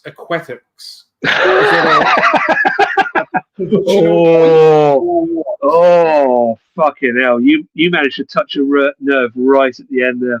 One of my absolute bugbears is fucking American YouTube. What is aquatic? That's not even a fucking word. Aquatic. How do you say it, Cam? Aquatic. Oh, you... Oh. Aquatic. Where the... John? Aquatic. Perfect. Absolutely perfect. Honestly, the Scots are holding the fucking standard candle for English language these days. That was perfect. That was beautiful. So yeah, it's aquatic. Anyone that says aquatic is just a wanker, really. It's just not right. It is what it is. Welcome to my aquatic podcast. Fuck off. It's aquatic, for fuck's sake. And I don't want to see... Show me the fucking fish. I don't want to see you. My local pool is called the Aquatic Centre, not the Aquatic Centre. I saw the aquatic centre. Differently. Oh, for fuck's sake! Right, look, I don't want to start. I don't want to start a fucking colonial war here. You're New Zealand. We gave you the fucking language. Stop butchering it. It's aquatic. For fuck's sake! How hard can it be? Ungrateful fucking colonials. Oh, I'm sure there is a lot of people from New Zealand that are a little bit angry about being given the language, but we'll not touch that. It's aquatic. Okay. So we like to end our Finatics Friday Coffee Dates with something we call the Quick School of Six, which is 6 short answer questions. They're not meant to put you on the spot, but every now and then there is one that does. So hold on, let me get ready. Okay, yep, we'll let you do that and get another fucking while you're at it. I might have a small one this time, so bear with me. Fucking hell. Oh my god, how much of that fucking bottle have I caned? Oh my god. Right, ready? Yep. Fucking hell. Right. Pedley. Doing a coin toss, do you do heads or tails? Tails. Are you a tea or a coffee drinker? So I have to have decaf, whatever it is. I prefer tea. I used to love Russian Caravan and Pai Mutan. Turns out, 40 years of my life, didn't even know it. I'm allergic to fucking caffeine. I have caffeine intolerance. 40 years of my life. Yeah, 40 years of my life. Palpitations pretty much daily. They take me to hospital. They injected me with dyes. They put me on tilt tables. Did everything. They didn't have a fucking clue what was going on. X number of years ago, I decided to go on a detox, cut out sugar, cut out caffeine, cut out fats, cut out all sorts. Palpitations went away. Turns out it's fucking caffeine. I will never drink Pepsi ever again. And I fucking love Pepsi. Give me a can of Pepsi, I'll be in hospital. So yeah. But decaf, tea, decaf for Sam. Beautiful. Cool. Imagine this man on caffeine. Are we alone in the universe? Does the universe even exist? Ooh, that's a good answer. So another thing I probably should have mentioned earlier. So as well as studying creative writing, I study philosophy. So if you want to take a really deep impression of it, does the universe even exist, or is it all solipsistic? Is it all existing in your mind? So if the universe as a physical reality exists, I'll be alone? Probably not. No.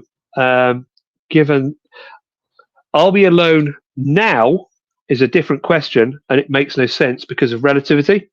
So was there life 80,000 or 150,000 or 2 million light years away? Was there life there on that planet then? Yes, but that was 152 million years ago. Is it there now? What does now even mean? When it comes to relativity, it makes no sense. Probably, I don't know. That is the most intense answer I think we've ever had for that question. Fantastic. Oh, yeah. I got an ice cream. Yeah. If you could have a meal with somebody alive or dead from any point in time, fictional or real, who would that be? Hitler. Okay. Nobody And has said Hitler. And I'd ask why. Do you want me to ask why, or did you say don't ask why? No, I'd ask why. I'd sit down with Hitler and I'd say, why? You would ask why. I would literally sit down with him, Freudian style, and I'd try and unpack it. And I'd be like, where did it start? What was the trigger for you? What brought out all this anger, all this resentment? So yeah, Hitler. And I just want to know why he did what he did.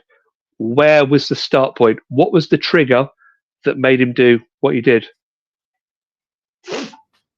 Paper, scissors, rocks. What's your first call? Scissor. Cool.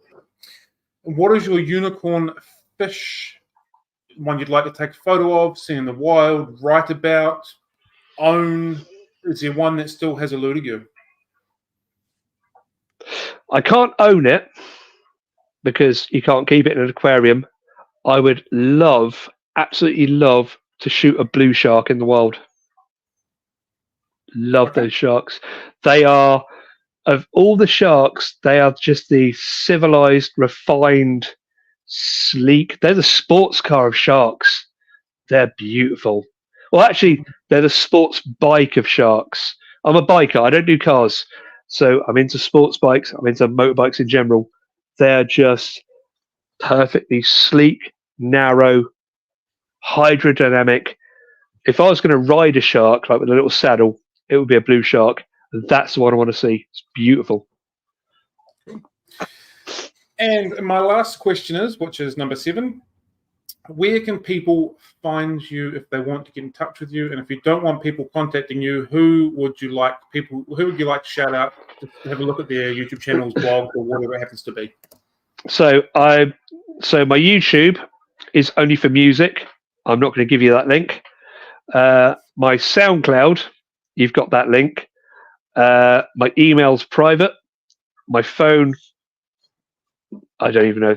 No one's even fucking rung me since I've left PFK. No one's interested. I'm dead since I left PFK. No one fucking cares. So my phone is dead. Don't care about that. If you want to see me in person, come to the fish room. The link's right there, guys. We've put it in.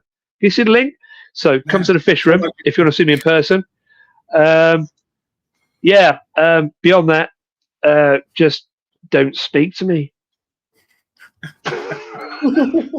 I'm very happy. I can't state this enough. Since I left PFK, when it was all about my PMs, fuck me. I'd log on to Facebook. There'd be like 25, 30 PMs just waiting for me every fucking day. My emails would be insane every single fucking day. And it was just people generally wanting something. There's a handful of guys in there that I wanted to speak to, contributors, friends, a tiny minority. The rest of it was just people trying to get something out of me. I just leave me alone. I'm happy now. I'm really, really happy. I live my quiet, shitty life. I'm down in the garden centre. I look after the fish. I feed the fish. I clean the tanks. It's a dream come true. So, yeah, if you want to pick a fight, make it physical or fuck off. Don't make it a war of words because I'll just turn it physical. Beyond that, just leave me in peace. I'm happy. I've got my wife. I've got my house. Everything is lovely. Just leave me be. That'll be why it was so hard to get hold of you about a year ago, because I was trying to get through all the screeds of people sliding into your DMs. You'd have been like 200 fucking messages down. So every morning, so bear in mind, I've got a dozen emails coming in this year. I've got bosses telling me to do things in this year. Then I clock onto fucking social media and I'm like, who are the 8 people I know out of these? Who do I need to respond to? Everyone else can wait. And of course, they go into the waiting poll. I don't get time to go back to them. So yeah, a year ago, we would not have had this meeting. And as I mentioned at the start, I'd have been mentally fucked from the offset. I'd have been drooling. So yeah. Well, I'm very grateful we've managed to get this together. There is one last comment that I would like to bring up right here. Graham has said, as much as he likes fish and fish tanks, I kind of just want to take you out for a pint or 7. And I think that is a comment that is pretty well echoed through a lot of the people that have been watching. This has been phenomenal. Thank you very much, Boris Lasercat Doghat. It has been much appreciated that you've shared your time with us. 7 pints of what? If it's 7 pints of piss, I'm not interested. If it's 7 pints of tequila, we're in business. Cam, you have been amazing. John, you have been absolutely amazing. I love you to bits. One day I'm going to fight you and I'm going to kiss your head. Cam, we're probably never going to meet because we're literally like a hemisphere apart. I don't think we're ever going to meet in person. So, but if we do, let's breed.